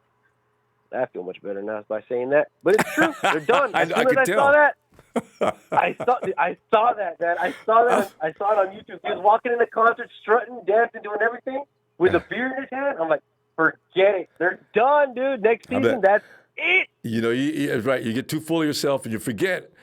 You gotta remain focused. The eye of the tiger can disappear just like that. You look at the 49ers. The eye of the tiger's alive and well in Santa Clara. Them boys are serious. When you start talking about, look, I don't need this much money. Especially if they're negotiating their contracts to go lower. I mean, dude, that's it. I've never heard of such a thing. That is serious. You tell these guys are together. That's why I know we got good things coming. Javier, like I'm saying, that's why I'm saying right now, before it being preseason, 49ers win the first 10 games in a row, and it won't even be close. Maybe 1 or 2 games, but they're going to win it. I tell you. I know it. Yep. Javier, hey. I'm telling you, man. Javier, we're going to go. Let me see you. I'll be back Tuesday, okay? Okay, I'll be there. All right, man. Be looking for you. Good night. All right, man. Later. Night. Bye.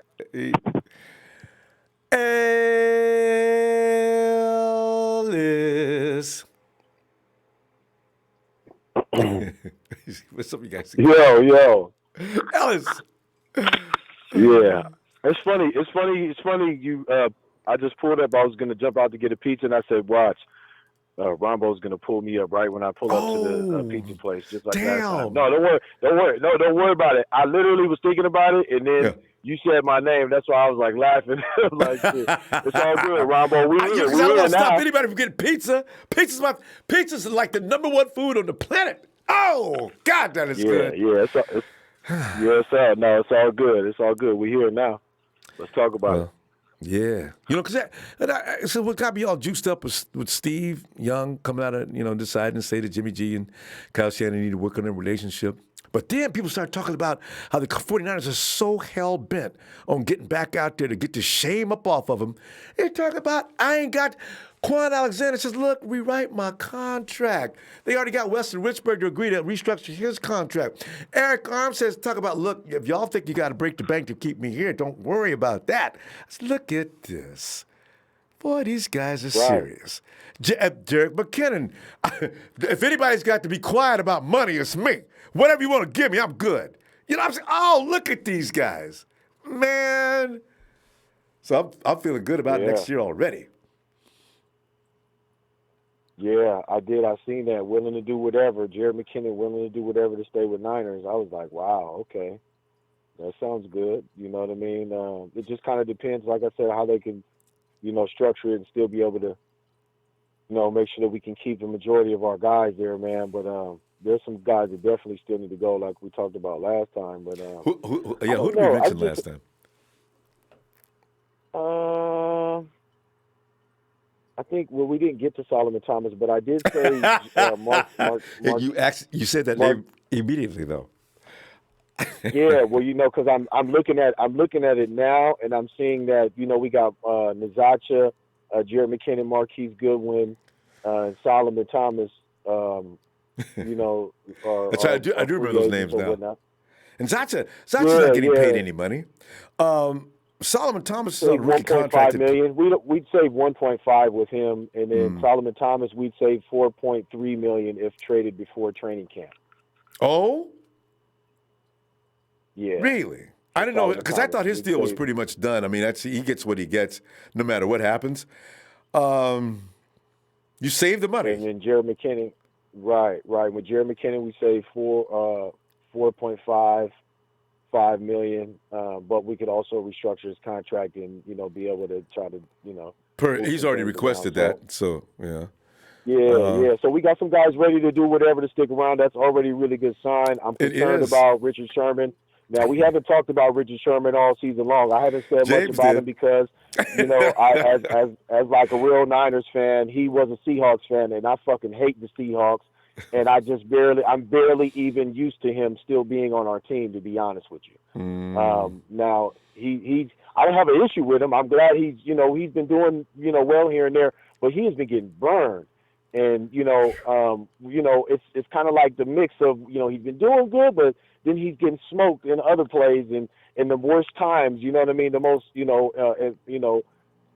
detriment moments he's making us look bad. And then that was really one of the biggest problems, to be honest. We didn't get burned deep on those two plays. Jimmy Ward was kind of getting caught. He got his hips turned the wrong way, and then I think it was that Tyreek Hill that burned him to the left, and he got that big play down the field. It's those big plays that those guys, gave up that really lost us the game, because that was part of that 21-point, slide. Score in the fourth. That third and 15, and they converted, and big time conversion. Damn, 40-something, 40-yard, 50-yard play, 60-yard play.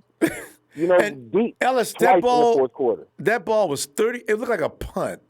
That ball was so high in the air and comes down right where it should have been, and nobody standing over there. I do blame J-Dub on that. J-Dub had 30 minutes to make a decision on that. Dub, you're too late. Yeah, he was. Get on your horse as soon as you've seen that ball going up. And especially after you've seen that Mosley had bailed on the play. I don't know what in the hell Mosley was thinking. But it was, at that point, Dub should have been getting on over there anyway. You already know where the ball was coming. Everybody saw where the ball was coming. Get on it. Oh, it's too late. Yeah, I know. I mean, we can't afford to have that kind of stuff happen. There's a lot of different things that could have turned this game back into our favor. It would have been real simple. I saw the push off from George. It was nowhere near to what Rudolph did, but they gave it to him. And then on us, But see, George didn't actually even need to push off on him. I know he was just trying to be safe and sorry because of the moment, and it's natural, push off, back him off of you a little bit. In basketball, kind of, players, we do that, and it's a mix of the, what I mean. So it's the same philosophy, but it's like George, when you seen the ball placement, it was so deep and over the defender's head that George could have jumped and. Yeah, you got to throw it up. George would have caught it anyways. He should have been throwing it high so that George could have been catching the ball. He's already apologized for it and said he's got to live with it. Ellis, we got to go. I'll tell you what, I'll be back on Tuesday. Let's go over some more stuff, all right? Man.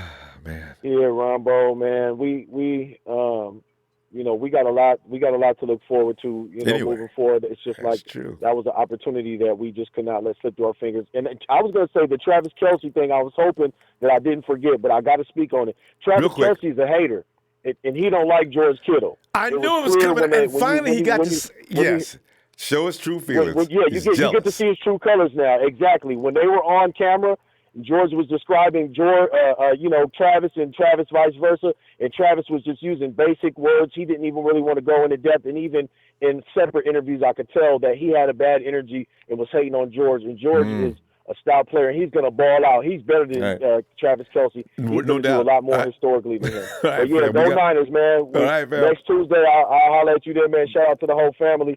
Ronbo, shout out to you. Thanks, man. Niners. All right, fam. Peace. Night. It's Santana. Ronbo, how you doing? Oh man, I'm doing all right. I'm doing better than I was. Because you sit around and think about the Super Bowl. It's going to take a few weeks. I can see right now to get this. Just leave this alone. I need to see the guys in camp. As soon as they get back in camp, I figure I'm doing. That's a long time to get straightened up. But Santana, tonight, Steve Young, his comments about the relationship between Kyle Shanahan and Jimmy G. 49ers are running up the office saying, damn, I don't need all this money and whatever it takes to keep all of us together, let's do that. And it's pretty much Kyle Shanahan. People saying, does Kyle need some help with the offense? Oh. Any place you want to go, fam. Go ahead. Go with Steve Young, man. I think what Steve Young said is very true coming off a quarterback. At the end of the second quarter, we had 2 minutes in the clock, and we had a chance to go down that field to either score a touchdown or a field goal. And if you think about it, we ended up what was the score, 20-31.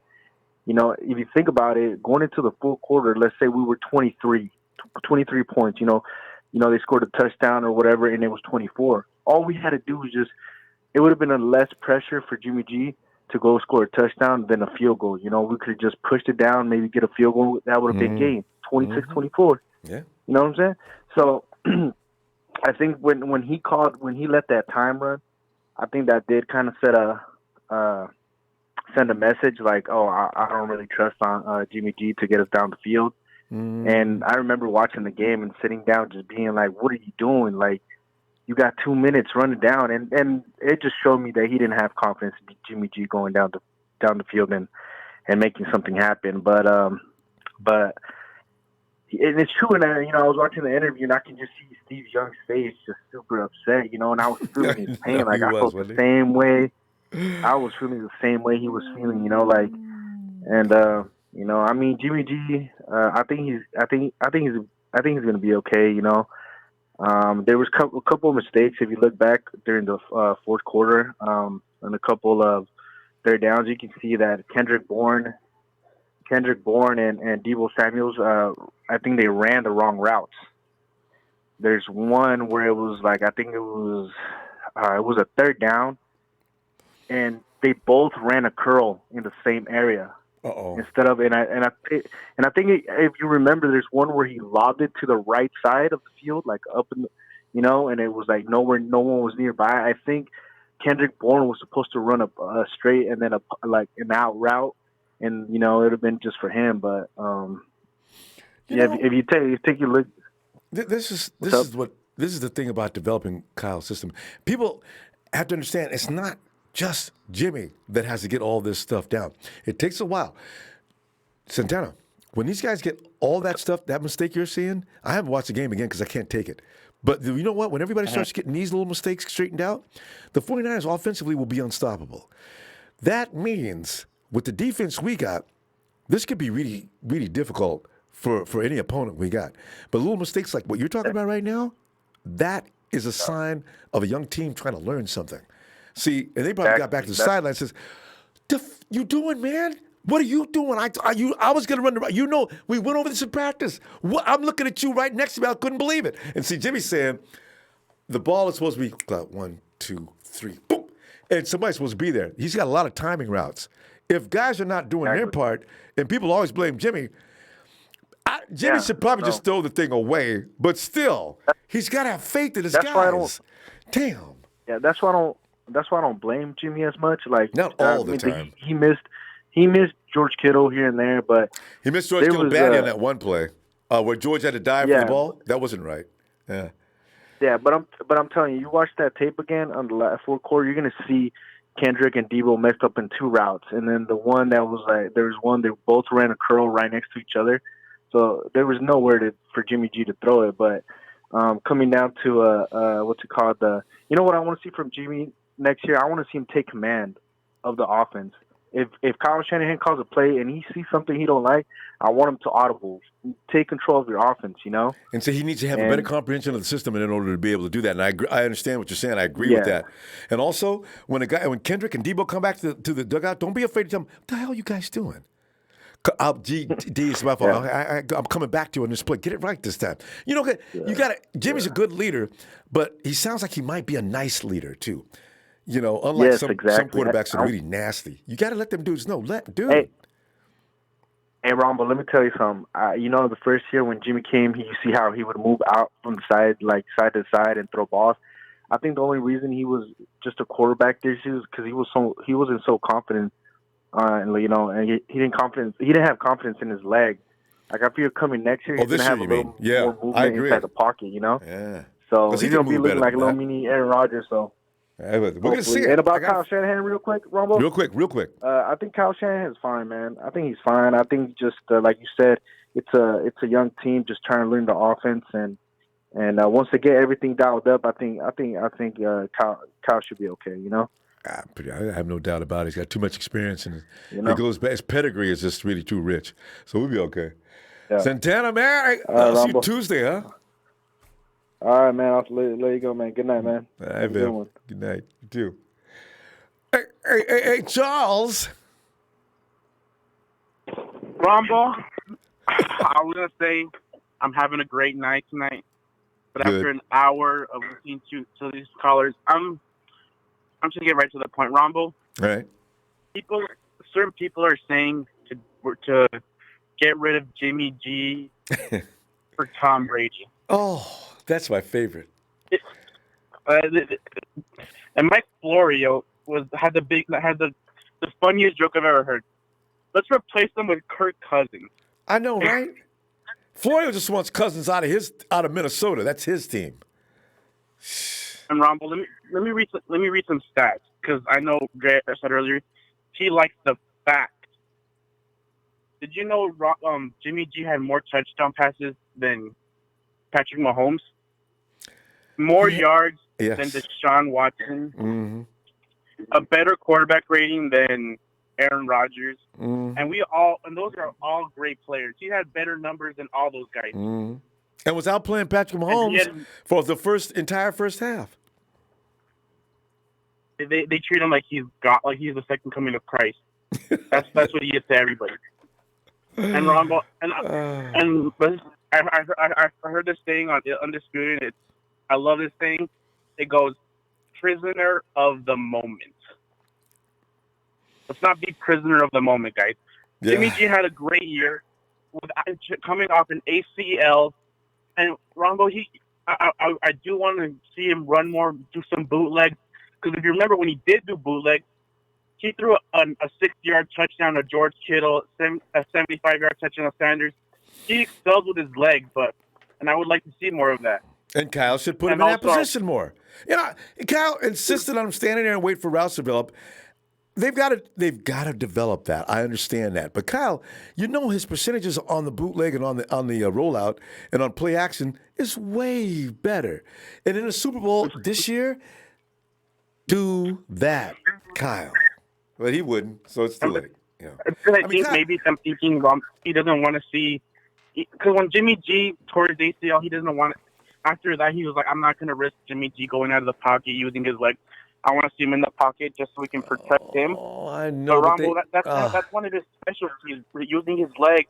Remember in 2017, he would roll out and throw darts on the move. Oh, it was.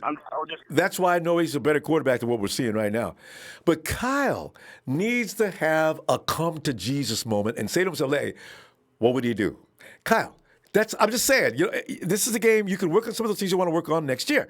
In the meantime, let him do what he does best. It's not. I don't know what they worked on in practice all week, but this is just. Yeah, it's and frustrating. Ronbo, I would like to say another thing. I know Richard Sherman had a bad game. I was there in Miami. I saw he had a bad game. But let's not be prisoner of the moment. He was all pro at cornerback this year. He was rated the number one cornerback by Pro Football Focus. He's not washed, guys. He's still got it. Let's not be prisoner of the moment. He'll be back. And Ronbo, what do you think about that? What do you think about that? I'm a Richard Sherman fan.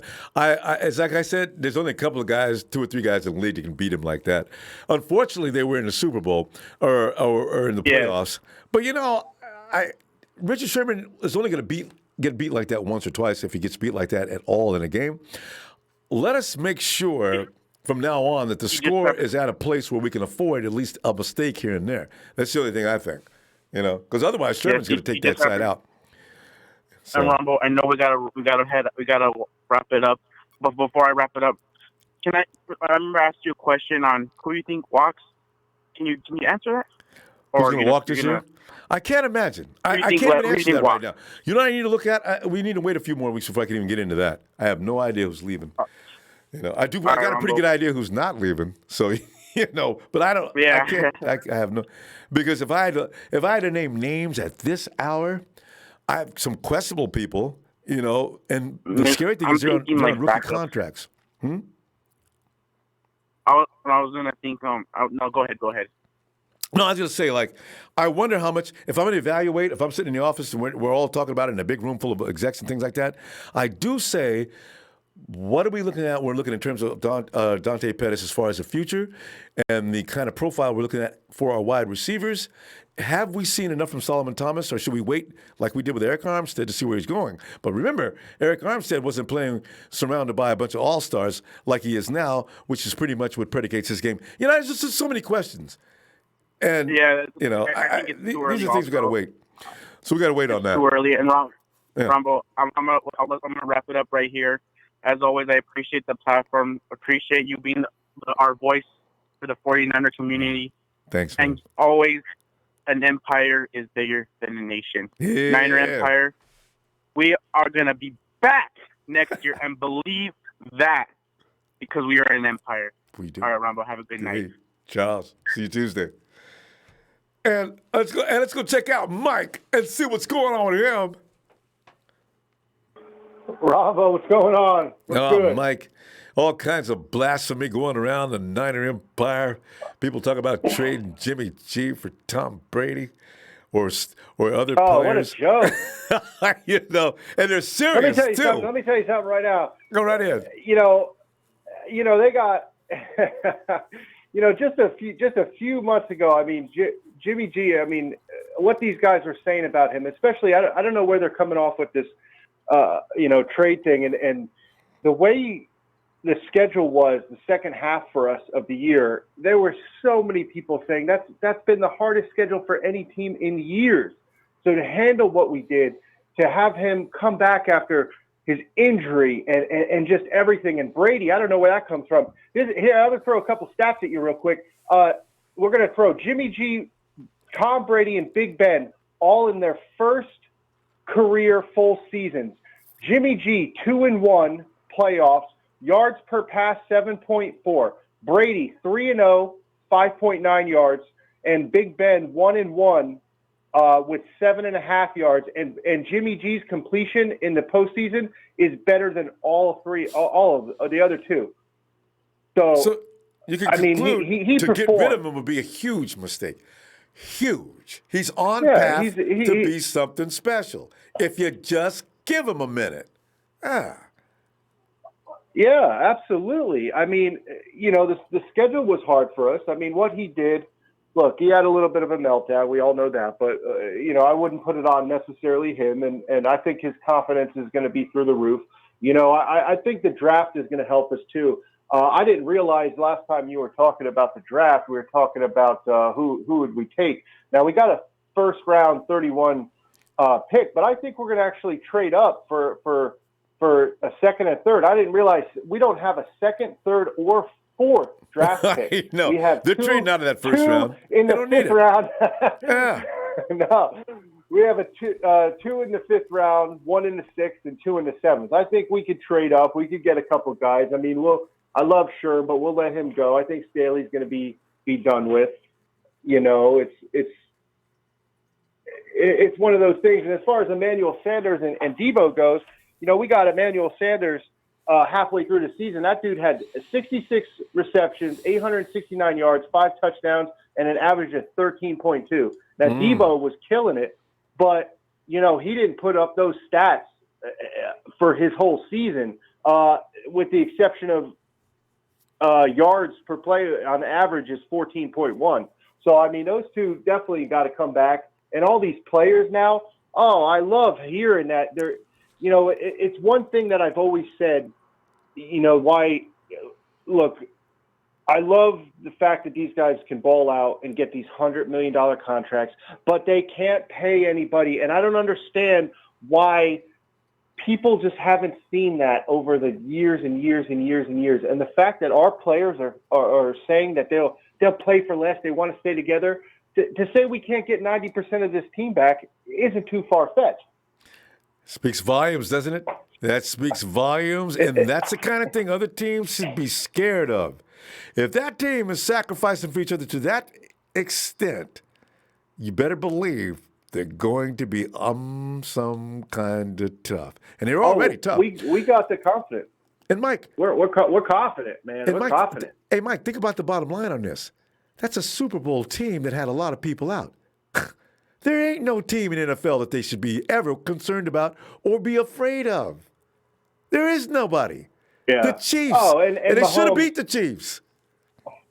Oh, should have. Absolutely. And I'm sorry, the second coming of Jordan, once he gets his $140 million, are they not going to look like the Rams? Because how are they going to pay anybody else? I mean, they're going to be irrelevant. I mean, they're going to be good, but they're not going to be, they'll have some AFC championship losses, the divisional round. I definitely see that happen.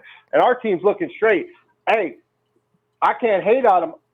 I love the fact that they went out and partied with Lil Wayne afterwards. They're keeping their head up high. They're doing their thing.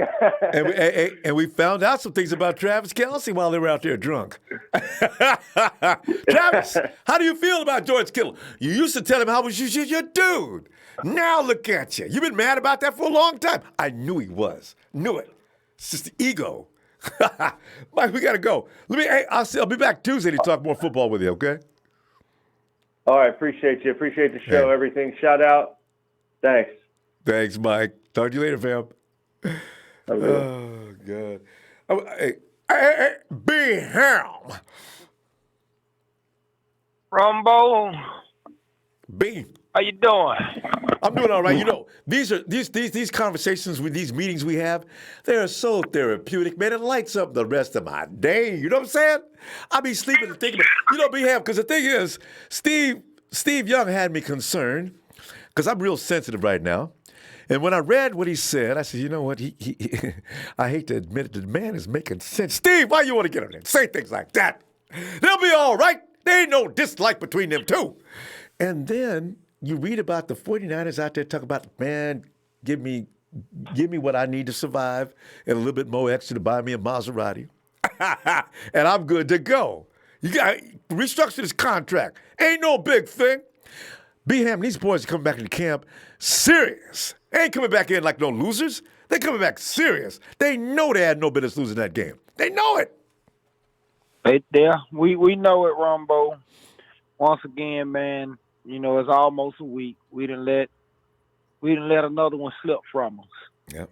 And I think we're gonna come back with our minds extremely focused. There's only one goal.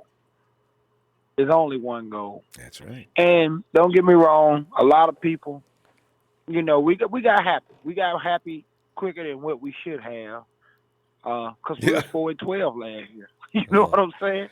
And to start the year off 8-0. Terrible. I mean, we got happy. Mm. But Ronbo, I wanna change the avenue real quick, and wait. I want to address. BM, hold on a second. Hey, Tommy Testosterone. I've already talked to people about bigotry, hatred. If you continue to use that word about San Francisco, I'm like, all I need is a slight excuse to get rid of some of y'all. If I see that word again, you're gone. All right? Stop it. Everybody in San Francisco is not gay. I ain't going to tell you no more either. All right, go ahead, BM. Yeah,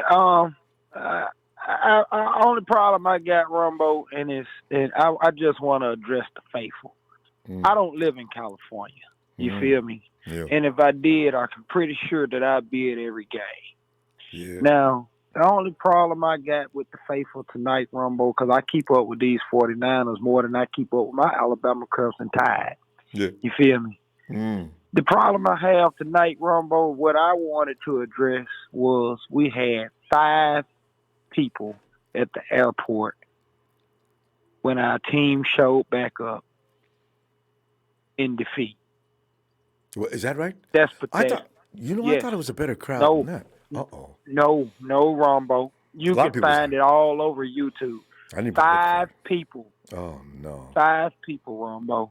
Oh, no. And a lot of us on here is saying, a lot of people, Ronbo, I was hurt. But if I lived in California, I would have been there. Honest to God. That's how much I love this team. You feel me? Now, it's a lot of people get on here and they say they faithful, they this, they that. And I can't say, it's not everybody, but it's just for the ones that live in California. All of those people that was there to cheer them on when they left should have been there to cheer them on when they got home.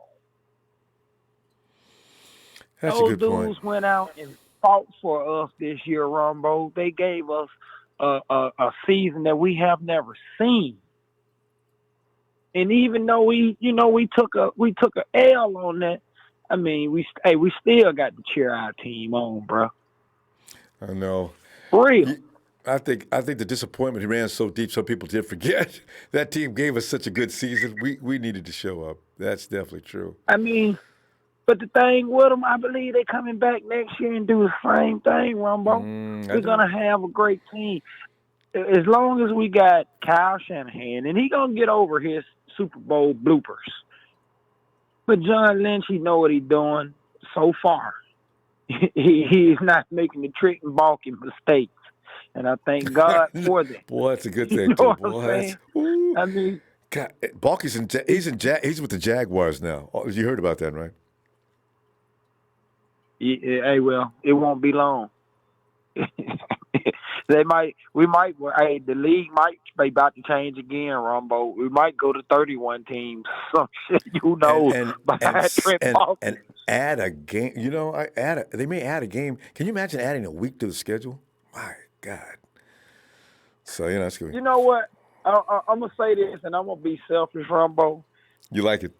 As a football player, I can understand it because I've played.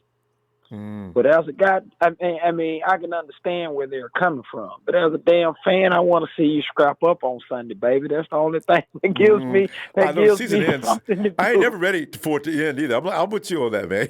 I ain't lying, man. But I just don't think it's surviving. They talking about an extra game, but I would love to see my team for one more week every year. I think the owners are going to insist on it. And that'll take place in 2021. It goes on the shelf. In 2021, they got to either poop or get off the pot, right? But I'm telling you, I think it's coming. I just hope, Bingham, that they'll let us expand the roster at least a few players, because going into the final weeks of the season, man, you got like 10 dudes on the IR. So it takes give or take on this. You got to expand the roster. All right, right now we're at 53. Can we go to 60? You know? Can we go to 63? Can we go to how many? If you want to expand the league, give us 10 extra men. On the roster that we can. It's 53, and then we can dress because it's 53 and you dress 46. So give us 63 and let us dress 55. 55. Because I tell you, and the games get more exciting because we ain't got nobody out there tired. And then give us an extra 10 guys on the practice squad. Yeah, at least 15. But yeah, we got to go, fam. Good stuff. I love this stuff, man. This is pleasant stuff here. Hey, man, I enjoy what you do, Ronbo, man. Thanks, I really do, man. Faithful. I'm coming to one of those games in California. Oh, that's it. Hey, man, y'all have a good one, man. We gonna be back, man. It's a stepping stone. Hey, it's part of the building of the house too, though. You know what I'm saying? We got excited. We got excited when we rolled up on the house, Ronbo, and seeing that thing had 100 rooms to it. You know what I'm saying? But just part of the roof wasn't there. You know what I'm saying? I know. Hey, we'll be back. We'll be back. Oh, all right, BM. All right, Ronbo, man. You be week. easy, man. I get you too, man. All right. There's BM. I'm funny with BM. Hey, we got Jay. It'd be BM and Jay. It'd be funny if they was rolling down the road next to each other. Hey, Jay.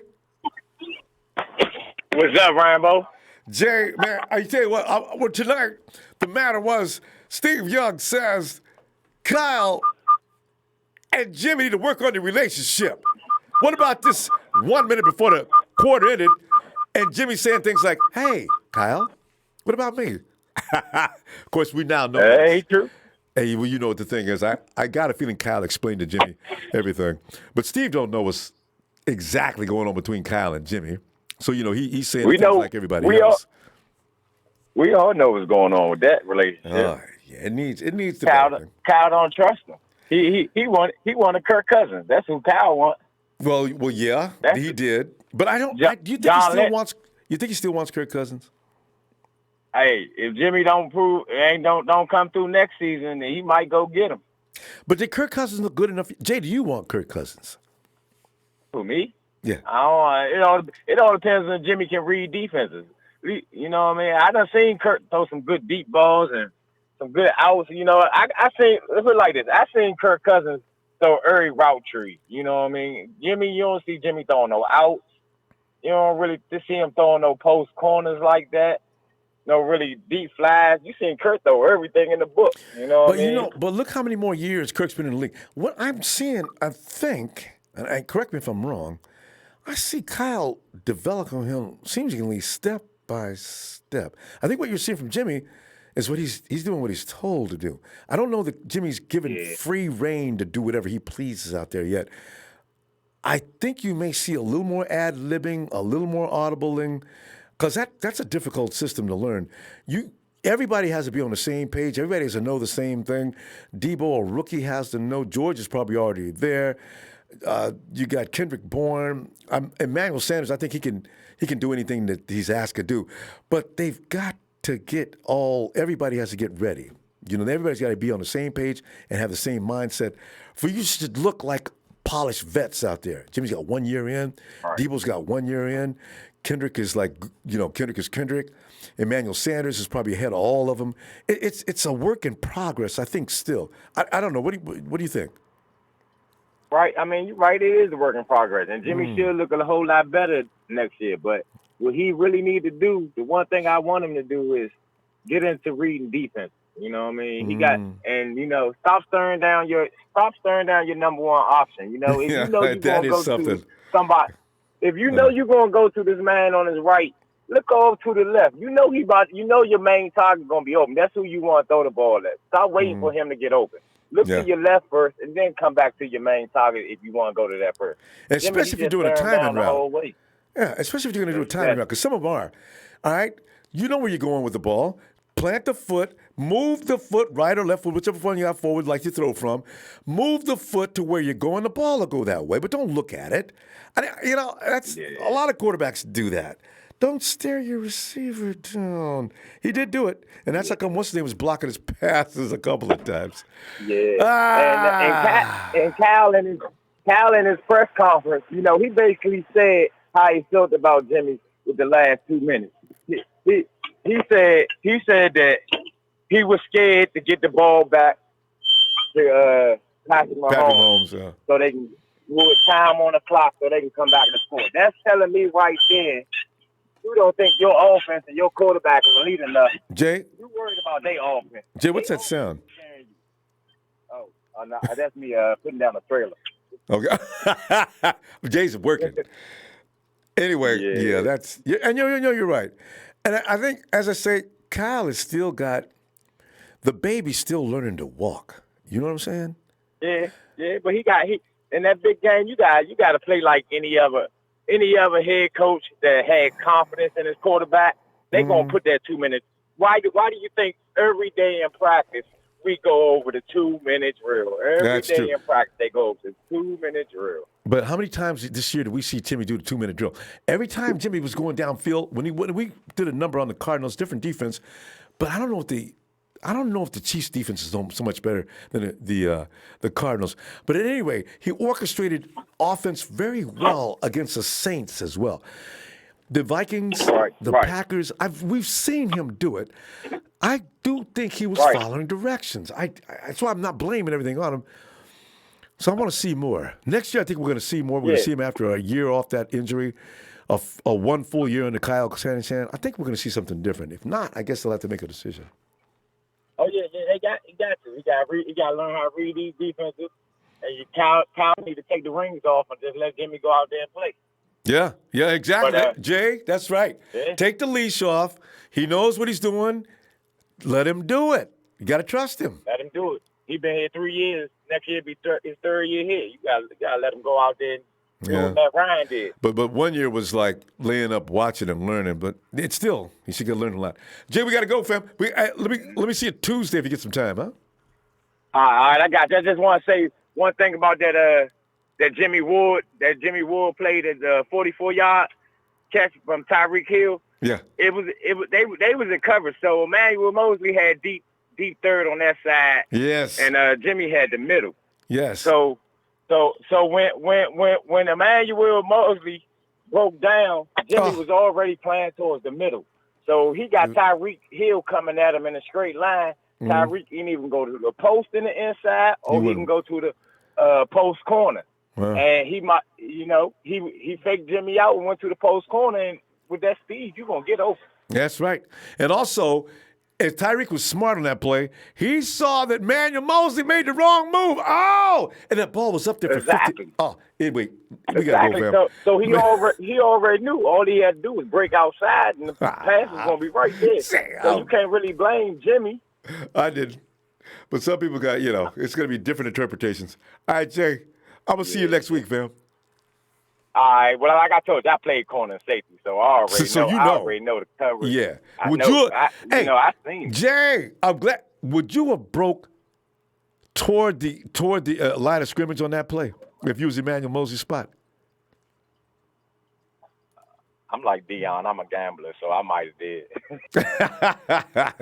I'm going to keep. All right, fam. I see you next week, all right? Jay? All right. Big Joe. What's going on, Ronbo?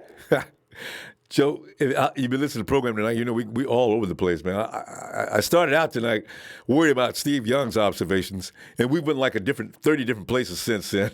Whatever you want to tack, jump on in there, man.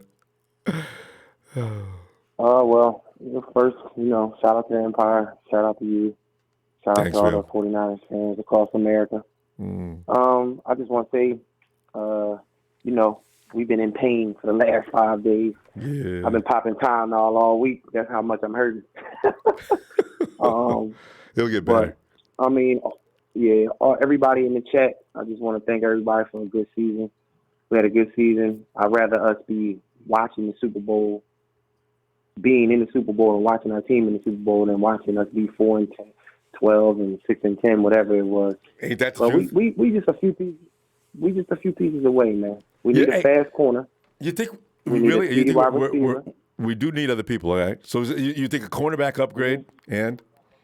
Yeah. I like another offensive lineman just to have depth, and definitely a faster wide receiver to spread to get the floor stretched. The field stretched.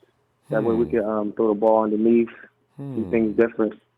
And everybody heckling Richard Sherman, I put money on this. If we move Richard Sherman to safety, where he don't have to cover no more, he's going to have a career year because he's going to intercept everything. And he already said he wants to play safety. And we don't have to depend on him with one-on-one because Mosley's going to get better. Everybody do realize Mosley's a rookie, right? Ooh, that dude, boy. He's a rookie. He came in he's as got a rookie. all of the fast twitch muscles, the reactions quick. He made a judgment call that wasn't right. But I like him a lot. This loss, and our players crying at the end of the game, along with myself. You know what I'm saying? I know. God, what a terrible. I actually watched the game. It right there. We had it. But we can't blame nobody but ourselves. The referees, questionable calls. But, Kyle Shanahan, his play calling, Jimmy, certain things. The defense don't never give up plays like that. And now, all of a sudden, the last game of the season, we give up plays I know we're giving up big plays. Never. Like the whole season. But we're fine. We're fine. Everybody, you know what I'm saying? Next year, it will be everybody's in trouble. That's my whole mind going into the next season. Because everybody got to get it. And like I say, fam, ain't no team in the NFL the 49ers don't believe they can beat. And there ain't no team in the NFL the 49ers can't beat. That's the nice thing. Everybody got to get it. And me being from Philadelphia, the Eagles is on the schedule. I'm loving it. Oh, yeah. So that'll be a good test, though. That'll be a good test for them to lose. They got to come to the Bay. Because I want the 49ers to flex that muscle early on certain teams. That's why I've already said 10-0. I hope the Eagles is in it. We got to deal with a lot of the NFC East, I think. Cowboys, Eagles, Redskins. What's the fourth team? Giants. They could be better next year, too. But they ain't going to be better than the 49ers. No. But somehow, what's so beautiful, I'm going to let you go, too. What's so beautiful about this team, which all the fans need to understand, is they like each other. So how many millionaires you know, Ronbo, is willing to give up money like this for the bigger picture? I'm telling you. Like I say, every time we hear, we're going to come back with a vengeance. And I'm telling you, everybody got to get it next year. That's the model that I'm saying. When I call in, next year. Everybody got to get it. Nobody's safe. They got one. Yes, sir. They've all got the same mindset and one goal: go back and get what we left. So my last point, and then I gotta go. Right. I don't think Quan's legs was too right that game. You notice he was missing tackles. He didn't miss too many tackles like that all season. And one was really Quan Alexander, bad. Yeah, I know. One was really bad. Yeah, it was kind of weird. Flew His out of legs bounds. looked like they wasn't under him. You're stronger than that. But it looked like that pec, he couldn't really wrap the way he wanted to. So the rest for him is going to be right now. Ooh, but we'll be back. He may have been feeling we'll it, be too. Back. Yeah, we'll be back. There's a lot of things in the film you can see if you look at it. Yeah, I know. So Ronbo, get yourself together and look at it. Right. And Niner Empire, we're here, baby. Have a good night. You too, fam. Talk to you later. All right. As we now segue over to the Nighthawk. Nighthawk!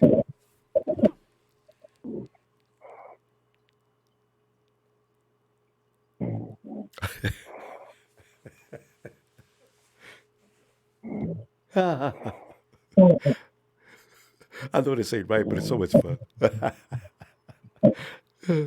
You can see that log. Jesus, he's gonna cut it all the way down. Bam! Hit Nighthawk dead in the head. Bam! Nighthawk! I let Nighthawk sleep. Nighthawk, we'll see you tomorrow, or we'll see you next week. Shay, Ronbo. Shay, how you doing, Ronbo? Shay, I'm hanging in there, man. You know, I'm like, as I say, every time we get together, I feel better. So I can't get too many days without talking to the fam. I'm okay. You got to, Ronbo. That's how you get through it, man. Talking to your fellow 49er faithful, man. That's how I've been getting through it. That's a lot of, I wouldn't lie to you. When I was depressed, man, I was crying. It's a very strange feeling. Man. It was really bad. Sucks. It is, man. It is. It feels like your heart's being ripped out of you. It sucks. It definitely sucks. Close. My brother, I know. Yeah, it was. That was ours to lose, man, and we lost it. Sadly, it sucks, man. But I'm excited for next season, Ronbo. More than any season I've ever been. I think the 49ers answered the call.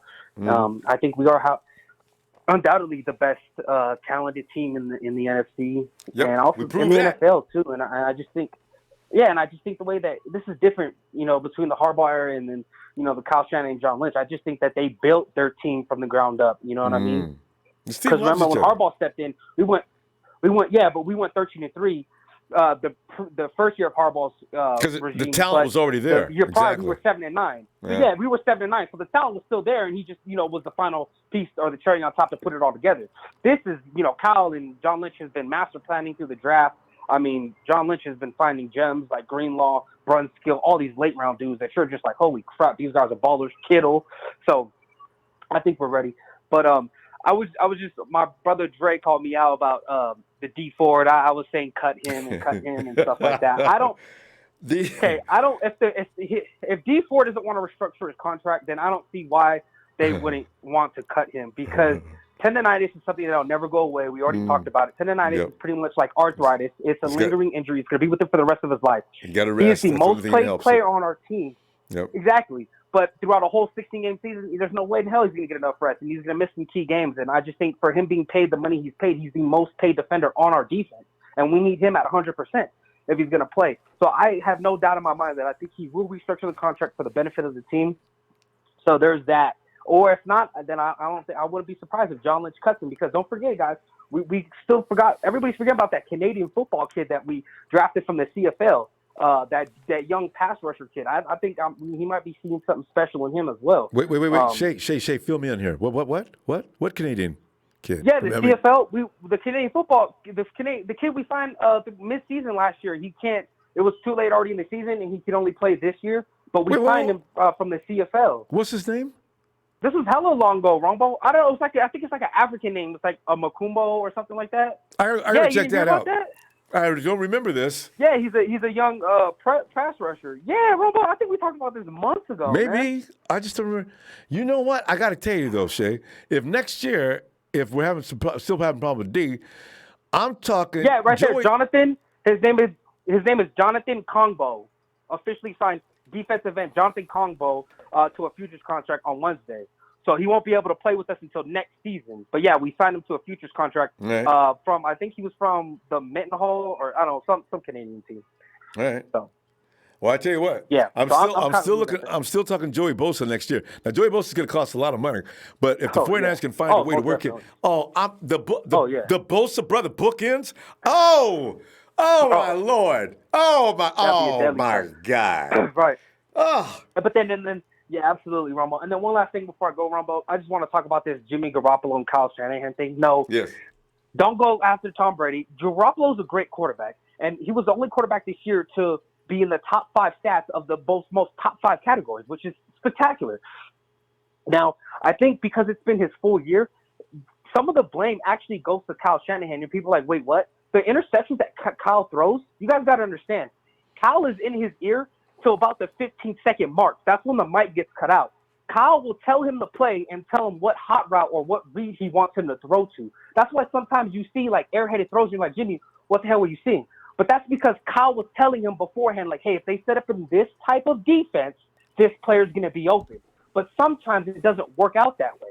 So when Jimmy is, like, you could already tell, like, if just watch Jimmy's tape. These are preordained throws. Like, these were throws that him and Kyle had already said, okay, this is going to be the route. This is what you're going to throw to automatically when you see this defense. I just think Kyle needs to dial it back a little bit and let Jimmy read the defenses himself. Let him have his own quarterback instincts that he had. That's the reason why we grabbed him. Yeah. Because he showed good leadership. You're talking about scripted plays that are failing. I know. That's what I'm talking about. Scripted plays, and these are already preordained. And when it doesn't break through, and then Jimmy looks like oh damn, Jimmy, what the hell are you doing? You should throw the ball away. But he's just like, well, Kyle told me it's going to be open if I see in this defense, and I saw that defense. So I'm like, the guy's a master. Or he told him that's what we're going to run, and Jimmy does it. And then he gets all the blame. Right, exactly.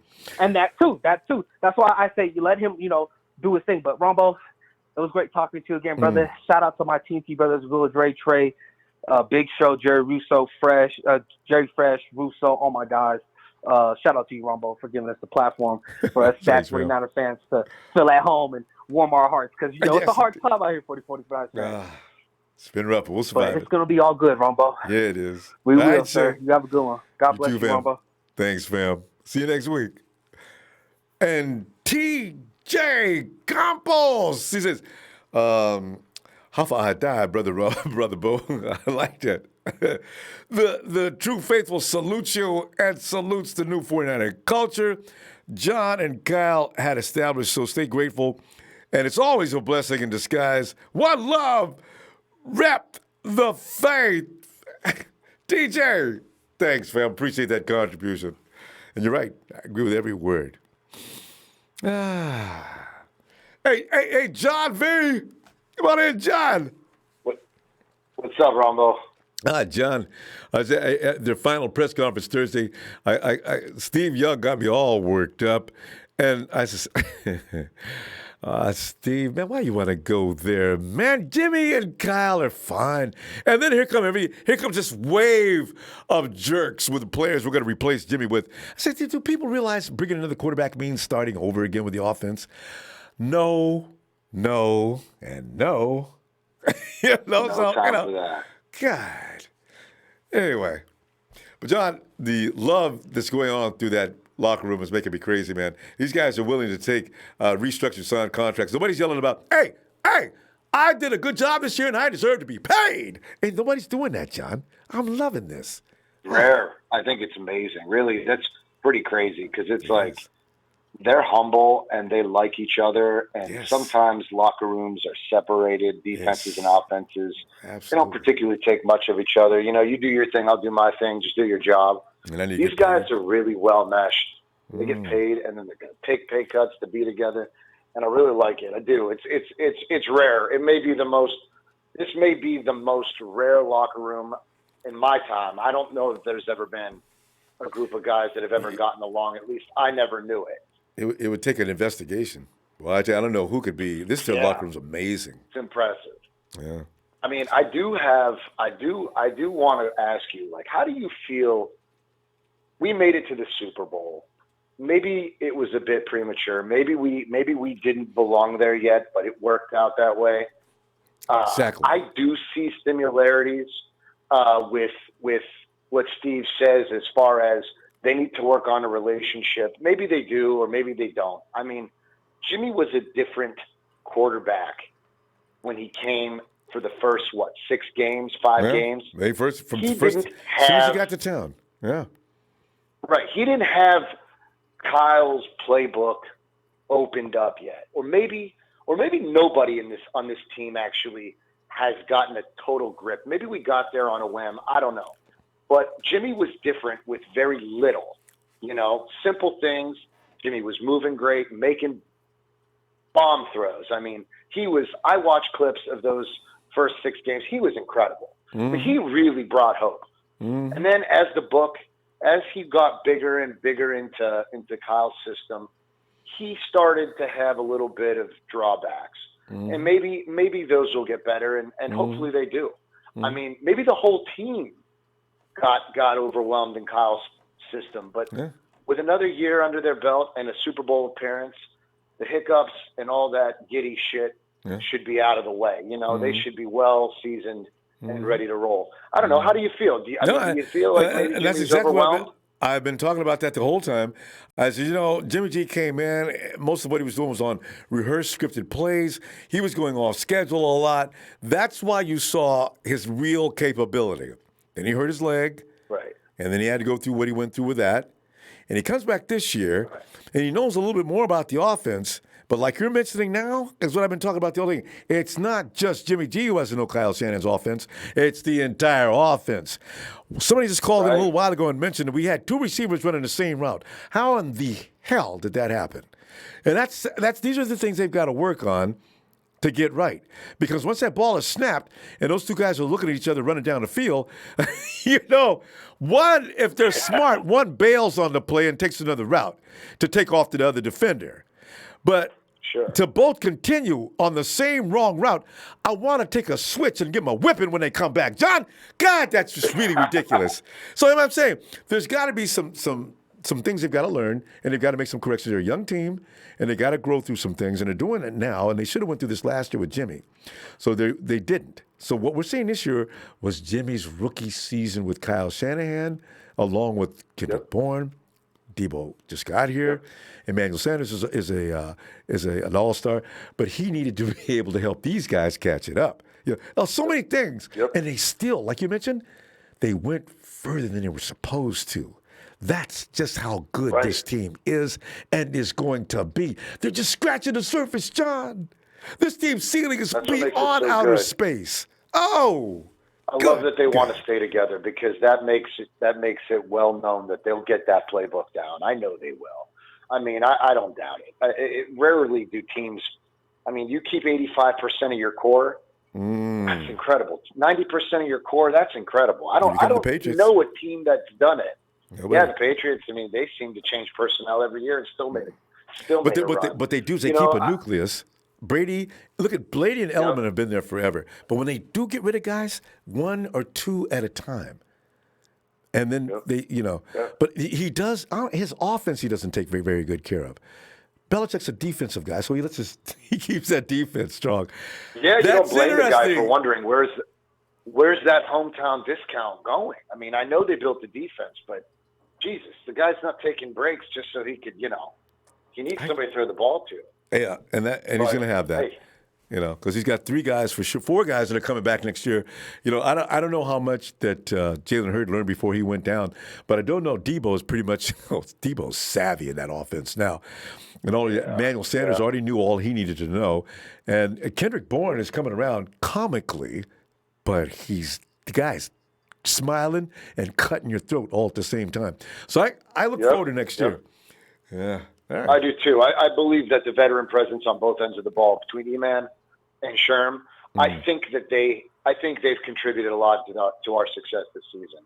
Because without those guys deep in those guys' throats, come on, man, you know that they've made a difference. They've had to. So it can't be measured. Ronbo, no, not at all. I mean, we've got some really great veterans, and they've really made a difference. I can see it. I definitely know it. All right.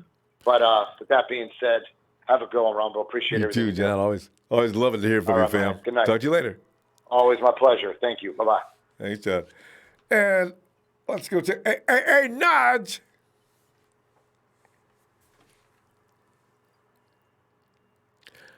Nudge. You Ronbo.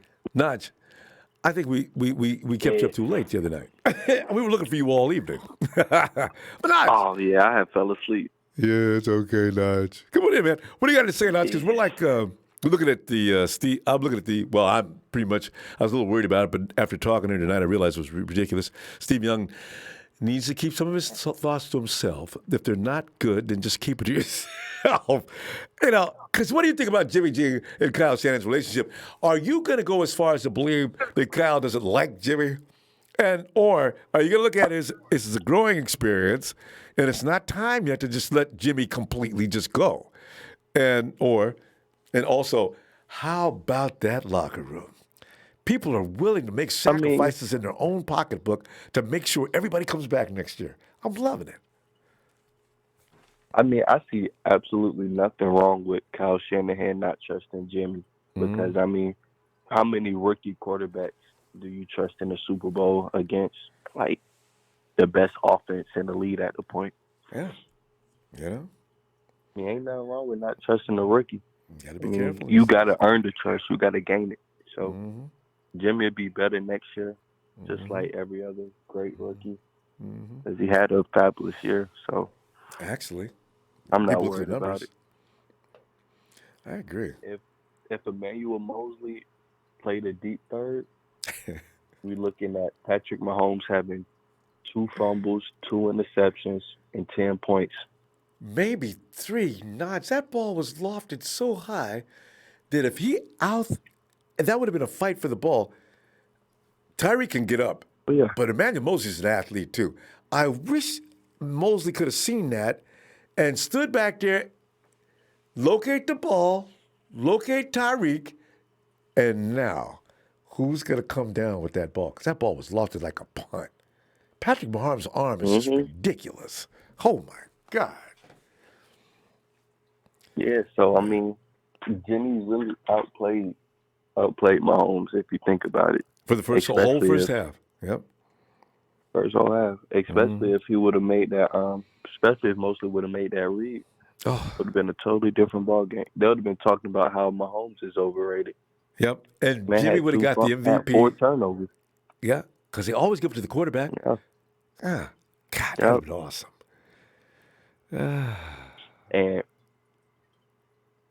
And I'm just saying, like, next year, when we get – I don't really think we need another receiver. I just think we need somebody to step up just in a better way, get open a little more without having Kyle Shanahan's scheme. So I'm pretty sure one of them receivers will do it between Taylor, Hurd, Debo, Kittle, Bourne. It's going to be West Coast offense no matter what we do. It's still going to be roll out of the pocket, wait for somebody to get loose and bust a move. And also, I don't know if that downfield shot, I don't know if he could still, we still got guys that can get downfield just by confusion. I'd like to see a guy like, what's his name over in the Cincinnati Bengals? If I'm going to get a guy that's going to open the field up, maybe if the Bengals want to make a deal, what's his name? This got the fastest team. Guy? Yeah, he's got the fastest team. He's got the fastest record in the combine of all time. I think his last name Ross or Boyd. Yeah, John Ross. Not John, is it John? John Ross, yeah. Yeah. I think so, John Ross. Yeah, they don't like to use him anyway. Well, they might give him Solomon Thomas or Dante. I mean, give him Dante. You know what? Lodge, is Dante going to show us something next year? I don't know what to think. Dante! Lodge, he just looks like he's so happy on the sideline. Guys, I'm good. I'm okay. Yeah. I mean, Dante, can you look at least upset sometimes? You're sitting on the sideline. You're not doing anything. Not doing nothing. Absolutely nothing. But, I mean, Dante, it's hard to say with Dante because he don't take his opportunities, but against the Steelers game, he had that big-time catch. He got open against the Arizona game. So it's just like, I don't know what to think about him. I don't think he was ready. His mentality is what I'm problem is. That boy's got all kinds of skills. Not, if you want to know the truth, not, he probably runs the best routes on the team. When Dante loses the man, it looks foolish. I mean, it looks ridiculous. It's like Amari Cooper out there. Yeah, but his mind is like, what do we have for lunch today? Hey, guys, we need to take a break at the half. Hey, Dante, where's your game face? And would you get mad or something? Get ready to get in this game. Go out there and get you some. I don't see him like that. Yeah, he ain't got no dog. He want to be a cat. He don't got no dog in him. Oh, Dante, all them skills. He just ain't got the dog in him. But we'll be straight when Hurd come back. I'm excited about Hurd. I think he's gonna be the juice chicks of the receiver corps. Now that's the dog. Big time blocks. Remember last year, him and Dante Johnson getting in a fight because he was out there busting somebody's butt too hard on the block. Mm-hmm. When Jalen Hurd blocks a man, the man stays blocked. Mm-hmm. Those are the kind of guys on this team. Perfect. And then when he gets the ball, oh man, I want him to gain a little weight too. I want him to stay around 235. You know, he likes to be around 220, but he's got that size, and he can move still around 240. Man. Big boy, 6'4".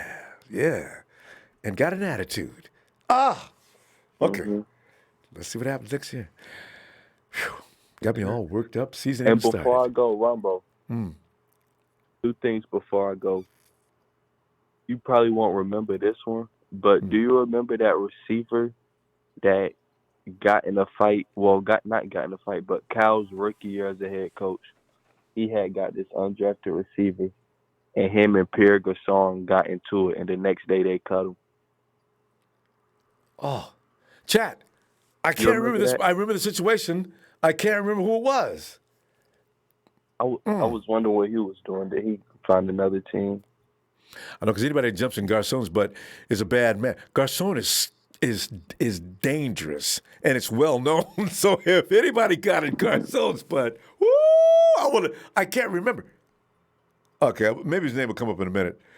Anyway, fam, let me see you Tuesday, fam. You get some time, huh? All right. If I see the name come up. All right, fam. Have a good night. All right. I do remember this situation now.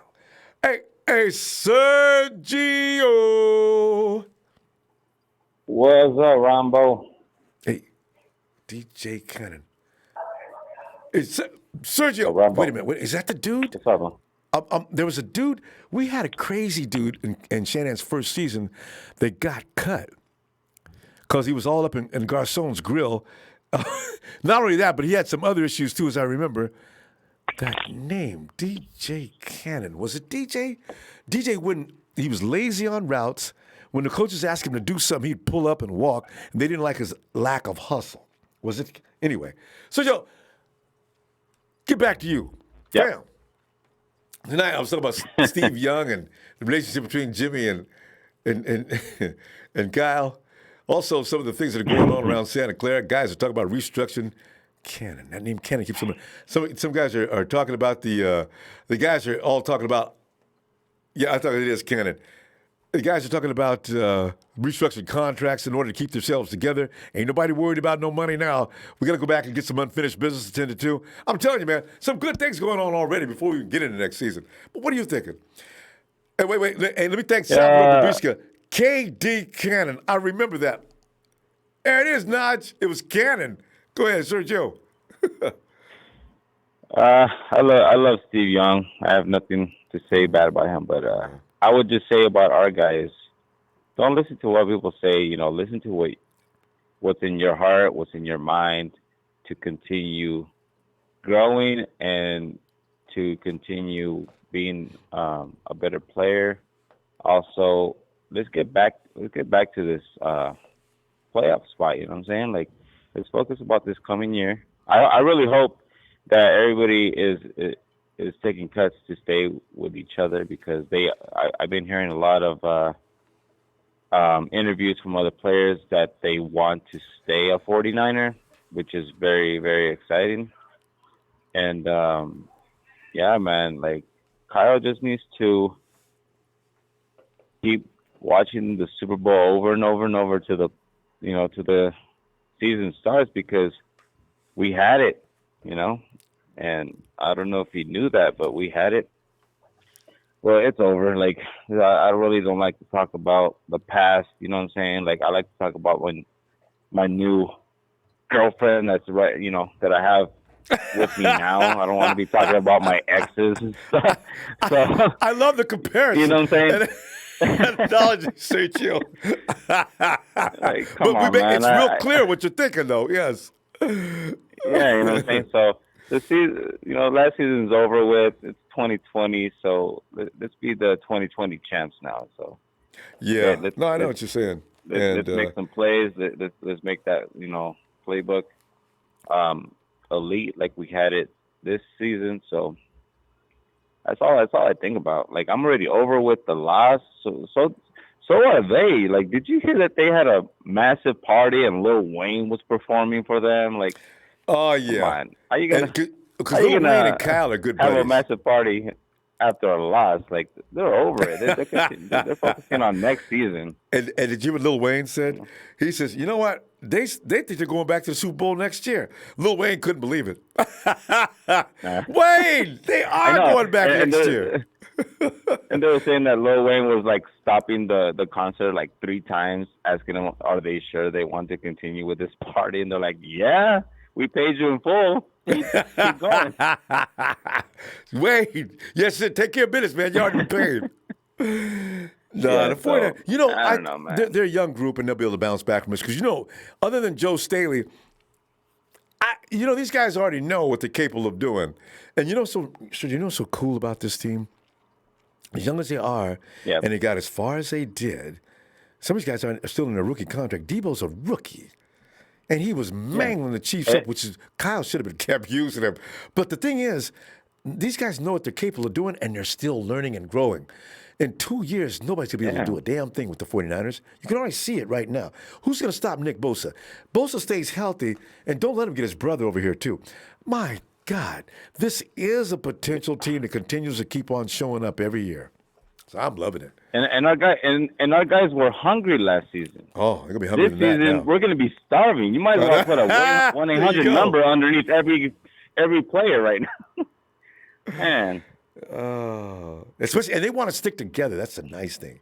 What does that tell you about this team? So that's family. That's family right serious. there. You know what I'm saying? Because if we go through a loss, if a family goes through a loss, what do? They stick together. Yeah. So these guys they're definitely on that same path. And as I say, a young team in learning. They don't know Kyle Shanahan's offense as well as they're going to. The defense is already where they need to be. This team is going to be some kind of good. And they have experience on winning. They have experience on losing. And playoffs. So, come on. Went all the way through the playoffs and to the end. These are great, valuable experiences too. So it's going to be. Yeah. I'm excited, man. Especially. We're going to beat them Cowboys this season. We're going to beat the Raiders this season. Did we get to play? No, we didn't play the Raiders yet. I think we had to wait another year for the Raiders. Don't we play the Raiders every 2 years? 4. Or every 4 years. Hey, you know what? They might change the rule. The Raiders and 49ers, even though teams rotate through all the divisions, Raiders and 49ers are not allowed to play any more preseason games because of the fights and things like that. People got hurt. I mean, you understand? I mean, it got bad. No more preseason games. They make sure the 49ers and Raiders don't see each other for every 4-year intervals for sure, nothing less.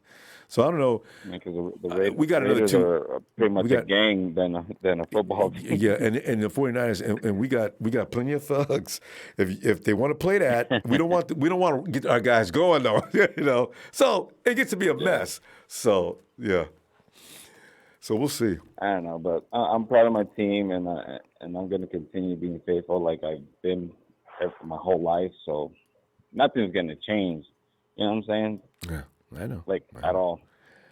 Well, fam, Sergio, we got to go, fam. I'm going to look for you Tuesday, okay, if you get some time. All right, Ronbo. All right, fam. Have a good night. Oh, man. And Bevel! Battle!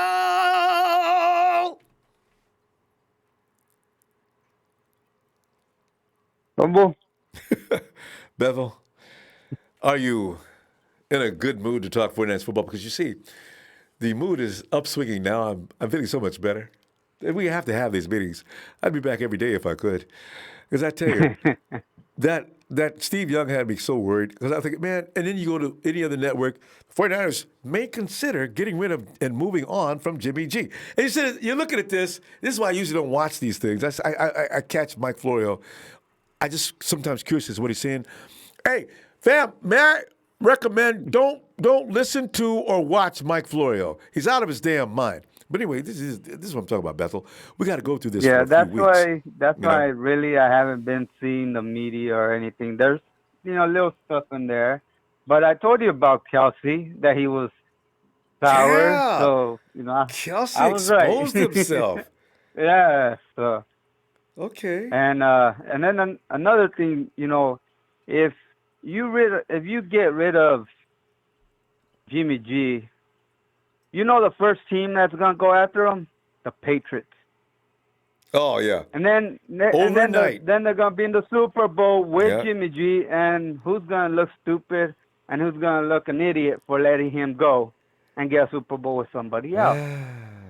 God. And then you're gonna see the Patriots in the Super Bowl I don't know how many times because of Jimmy G, and then they're gonna be talking all this shit that you let a franchise quarterback get away from you, and then who's gonna look smart? Oh, you know what? To even think about getting rid of Jimmy G, you know how that would crush him? He's out there walking the talk chalk line, doing everything he's told to do, and he just get rid of him after 1 year with Kyle Shanahan. That's science fiction. That was never going to happen, ever. No, So, Mike Florio can just shove it. If you look at a lot of the stats that I was looking at, Jimmy G, he had a phenomenal year, compared to a lot of top players. Mm-hmm. So, and then plus, he was just doing his job. And then there's a play in there where somebody repeated where Jimmy G got hit straight in the helmet. Refs didn't see it. Refs are still acting like they didn't see it. So when he threw that bomb to, and they didn't miss it, and he missed it, maybe he was still shook. You never know. You have no to doubt, give because a Jimmy little doesn't time. miss that bad. People say he's not good at throwing. Now people say he's not that good at the long ball. Well, what happened in the game against the Saints? That ball looked pretty long to me.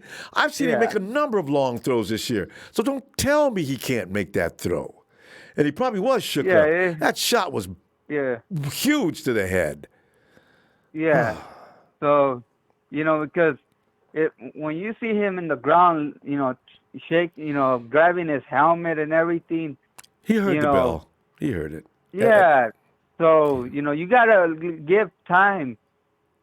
What usually people do, they keep him out of one play because you want him to recuperate and, basically get his rhythm back in one more play. So. Yeah, I'm looking for a lot different this year. They've been through enough. Because, Bethel, it's all about repetition. You do something long enough, you start to get better at it, and better at it. Jimmy should have went through this last year until he got hurt. Well, this year he went through it and almost won the whole package, being not fully ready for the show yet. But next year, just like Matty Ice, who got MVP with his second year with Kyle Shanahan, I'm looking for something similar from Jimmy. Yeah, so, the only thing I didn't like that the NFL only addressed the flags on our side of the ball, but not on the Kansas City Golden Boys. So that's the only thing that I didn't like that the NFL, didn't do. But, you got to play through that stuff. Unfortunately, the refs are part of the game. I just really wish they could have just made a couple of calls, that offsides, and if you're gonna let them play, let George Kittle alone. If I could just get those two, Bethel, they can have the rest of their bull calls, but those two, no, don't. Jimmy should get 15 yards. Dang it! Oh, you hear that crashing? Hey, at least we could see something that, at least our locker room is not like the Dallas Cowboys locker room where they all they're money hungry. You know? Bethel, after the Cowboys games, remember when you see the announcer standing outside the Cowboys door? Remember all the yelling and screaming you could hear coming out of the locker room? Yeah. I got to go back and find some of those games. These make me laugh so hard. The announcer standing outside the room, a distance away, and you could hear yelling, loud yelling. Yeah. What was that about? Yeah, you could see that their locker room is not like our locker room.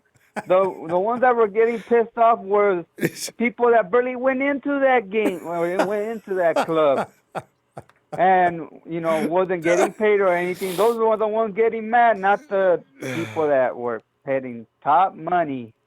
Were not getting mad. Where's Texas boy? He should be able to tell us what's going on in that locker room.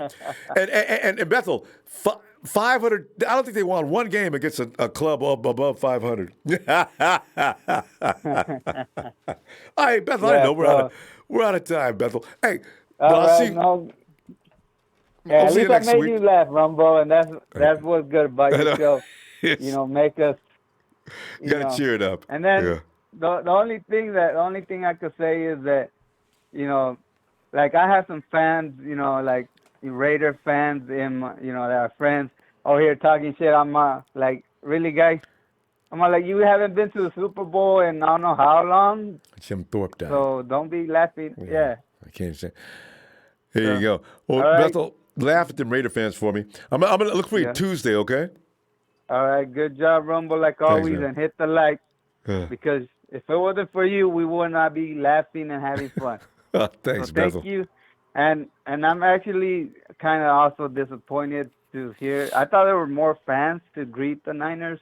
I know. I didn't know about that. I live kind of far, so I can't really go over there. But it kind of hurts me that not a lot of people went to go cheer them on. But I think you're going to hear more about that later. But Beth, we really got to roll. I'll see you next week, okay? All right. Good night, and see you next week, Ronbo. Thanks, Bill. And always be faithful. Yes, always. All right. Hey, we're going to check out Carlos. Can't believe Raider fan. Are there any Raider fans amongst us here today, fam? Ronbo. Carlos, do you know any Raider fans? I actually might have a couple cousins. We all have them in our family.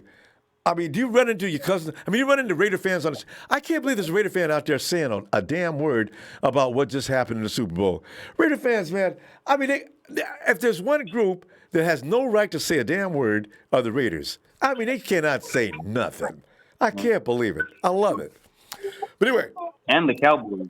And them too, especially the Raiders and Cowboys. And the Seahawks, I don't know, the Seahawks are like a regular season team every year since, wasn't Obama still president? I mean, every year, here come the Seahawks. They get picked to win the Super Bowl. There they go. Oh, first round bail. Oh, they made it second round this time. There they go again. Well, the Russell Wilson ever get any protection from the Seahawks front office? Clown team. Hey, but anyway. It's actually all the other rest 30 teams. They shouldn't say anything. Actually, the rest of the 30 teams. Ain't that the truth? If you're not in the Super Bowl, then what are you talking about? But Carlos, Carlos, are you worried about the relationship between Jimmy G and Kyle Shanahan? Because Steve Young thinks we should. They need to work on their relationship. Not even, man. Yeah. On Ronbo. Yeah. Who's it's Mylene, my daughter. Mylene. Yeah. Go to say hi. Mylene.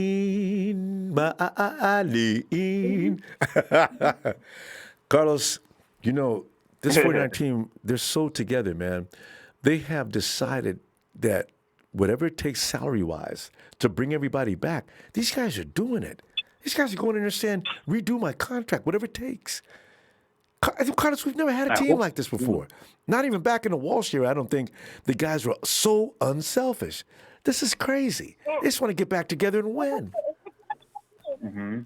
That's what I'm hoping, too, like with Emmanuel Sanders, hopefully. You think he's going to come back? I really do. Because I don't know. He's not going to say, I need huge money. Shoot, Sanders, he'll come back probably for the same thing he played for this year. It's going to be interesting to see what they do. I hope he comes back because his veteran leadership has been very, very special. I don't know that we could draft anybody as a wide receiver. Carlos, I don't think there's anybody we could draft that would be doing a better job than Emmanuel Sanders. So in that case, I don't need him. Let's keep him because the rest of these guys, I want to see what Jalen Hurd has. You got Trent Taylor coming back, Kendrick Bourne, and Debo. As far as I'm concerned, boy, them dudes could get it done. I want to see if Dante Pettis is going to stop being a little child, a girl, and not a boy, but a girl child. Come in and Dante, come on, man, come on. Dante's got to get tougher, Carlos, tougher. He can do it. I think so too. I mean, he seems like he has the mentality, that dog mentality too. I mean, like that one game, the Steelers, I thought he was going to just start, showing up during that game, the rest of the game, That Steelers game, did he come out and beat his chest and everything? You're right. Yeah, but wasn't he dealing with the injury though? That's the chance was holding him back. Oh yeah, right. He had an upper body injury of some kind. Was it a pec or abdominal? He did have an injury at the beginning of the season. Okay, this is another thing. Carlos, Dante's got to work out, get stronger. He needs a trainer. When you feel strong and especially you start to the dog comes out of you. You feel like you're a badass. He's got to get that. Mm-hmm. He needs to hang out with Debo and I don't know. I don't know. I just I wish he's one of the best route runners we got. I mean, we still got to see, with the Jalen Hurd and then Trent Taylor and, just those guys. I don't know. It's still kind of sketchy with them. Both with those the guys back injury. That's tough. I know, it's serious. And we haven't heard anything about him either. But Dante and Jalen got enough dog. And not Dante, but Jalen and Trent. Them dudes got lots of dog in them, boy. They got, Remember last year when some dude was trying to play him downfield? Trent's got the dude on the ground. He's throwing him down. He's walking up on him. Now, see, that's a 49er. Jalen Hurd got that ball in the end zone. He's dragging two dudes, man, just taking him into the end zone with him. Yeah. When that preseason game with the Cowboys, remember that? Yeah. He had Cowboys hanging all over him. He's taking him right into the green. But y'all better get some help over here because I'm going in, man. I'm telling you right now. Man, it took him right in. Like another George Kittle. I'm going to put some more weight on him, Carlos. I got three yak dudes.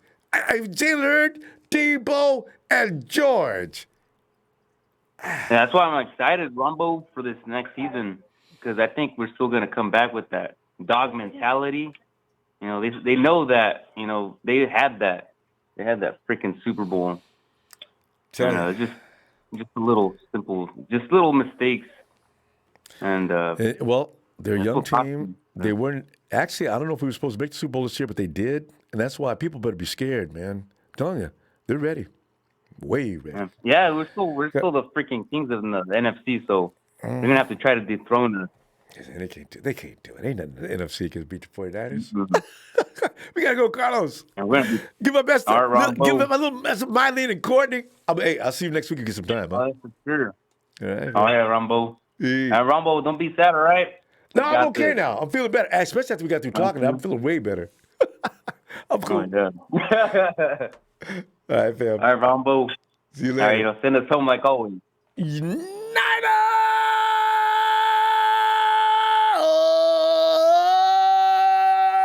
Carlos. Niner Empires. Oh, God. Yeah, like I say, fam, it's always cool to talk to you. We'll get there. We got there. We got all we got. All we need. All we got. All we need. I really can't wait to see free agency's coming up first. Shoot, free agency. The combine starts in 2 weeks. Well, does free agency start right after that? And then we're talking draft. I do wonder, everybody's question, what are we doing in the draft? What's priority one? Do we have a priority? Do we just take BPA at 31? Do we trade it down? I actually hope we trade down. Get rid of that first round pick and get some more, second and third. I don't know if we can get a second round pick with pick number 31 unless somebody, whoa. You know what? If somebody trades up, it would be toward the middle we wouldn't hear the trade up until about midway through the first round at least. So when the round 2025 or something like that, you'll see a last minute trade in the 49ers. Say they get a third and a fourth round pick for that first round pick, right? Because 31 is not a great pick.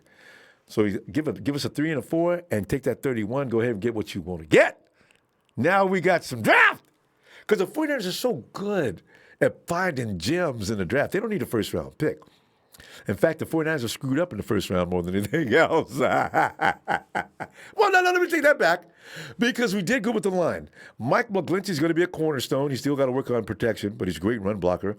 One of the best in the league, in fact. And Nick Bosa. Do I need to tell you anything about Nick Bosa? No. So, Solomon Thomas is I don't know. It took Eric Armstead how many years to see the Eric Armstead we got now? And, of course, we already know Reuben Foster was a total screw-up. But look at our work in the second and third rounds. Well, okay. No, don't look at the second round. Well, look at the third round. Deebo Samuel represents the third round, or second round for Kyle Shanahan in big fashion. No. Third round, all right? When did Fred Warner came in what round? All right. I know what you're going to say, CJ, but how about the fifth round? All right, you got the league's best tight end. I don't care what Travis Kelce says, and Trent Taylor. If we can just keep him healthy, oh my goodness, good stuff. Antonio Kidd, thanks, fam. I love those pairs, man. But we got a lot to look forward to. Fam, I got some things that are going to take up a lot of time in the next few days. I'm going to be back Tuesday and probably the rest of the week though after that. Okay, we talk some more 49 football, the best football, the only football, the football. Number 2 runner-up, unfortunately. But still, that puts 30 teams in our exhaust. And they're probably going to stay there because this team ain't going to do nothing but get better. So for all you guys trolling up and down that chat, remember one thing. You are subservient to the 4-9. Yeah! Is that like, fam? I can't wait to see you in a few days. Niners!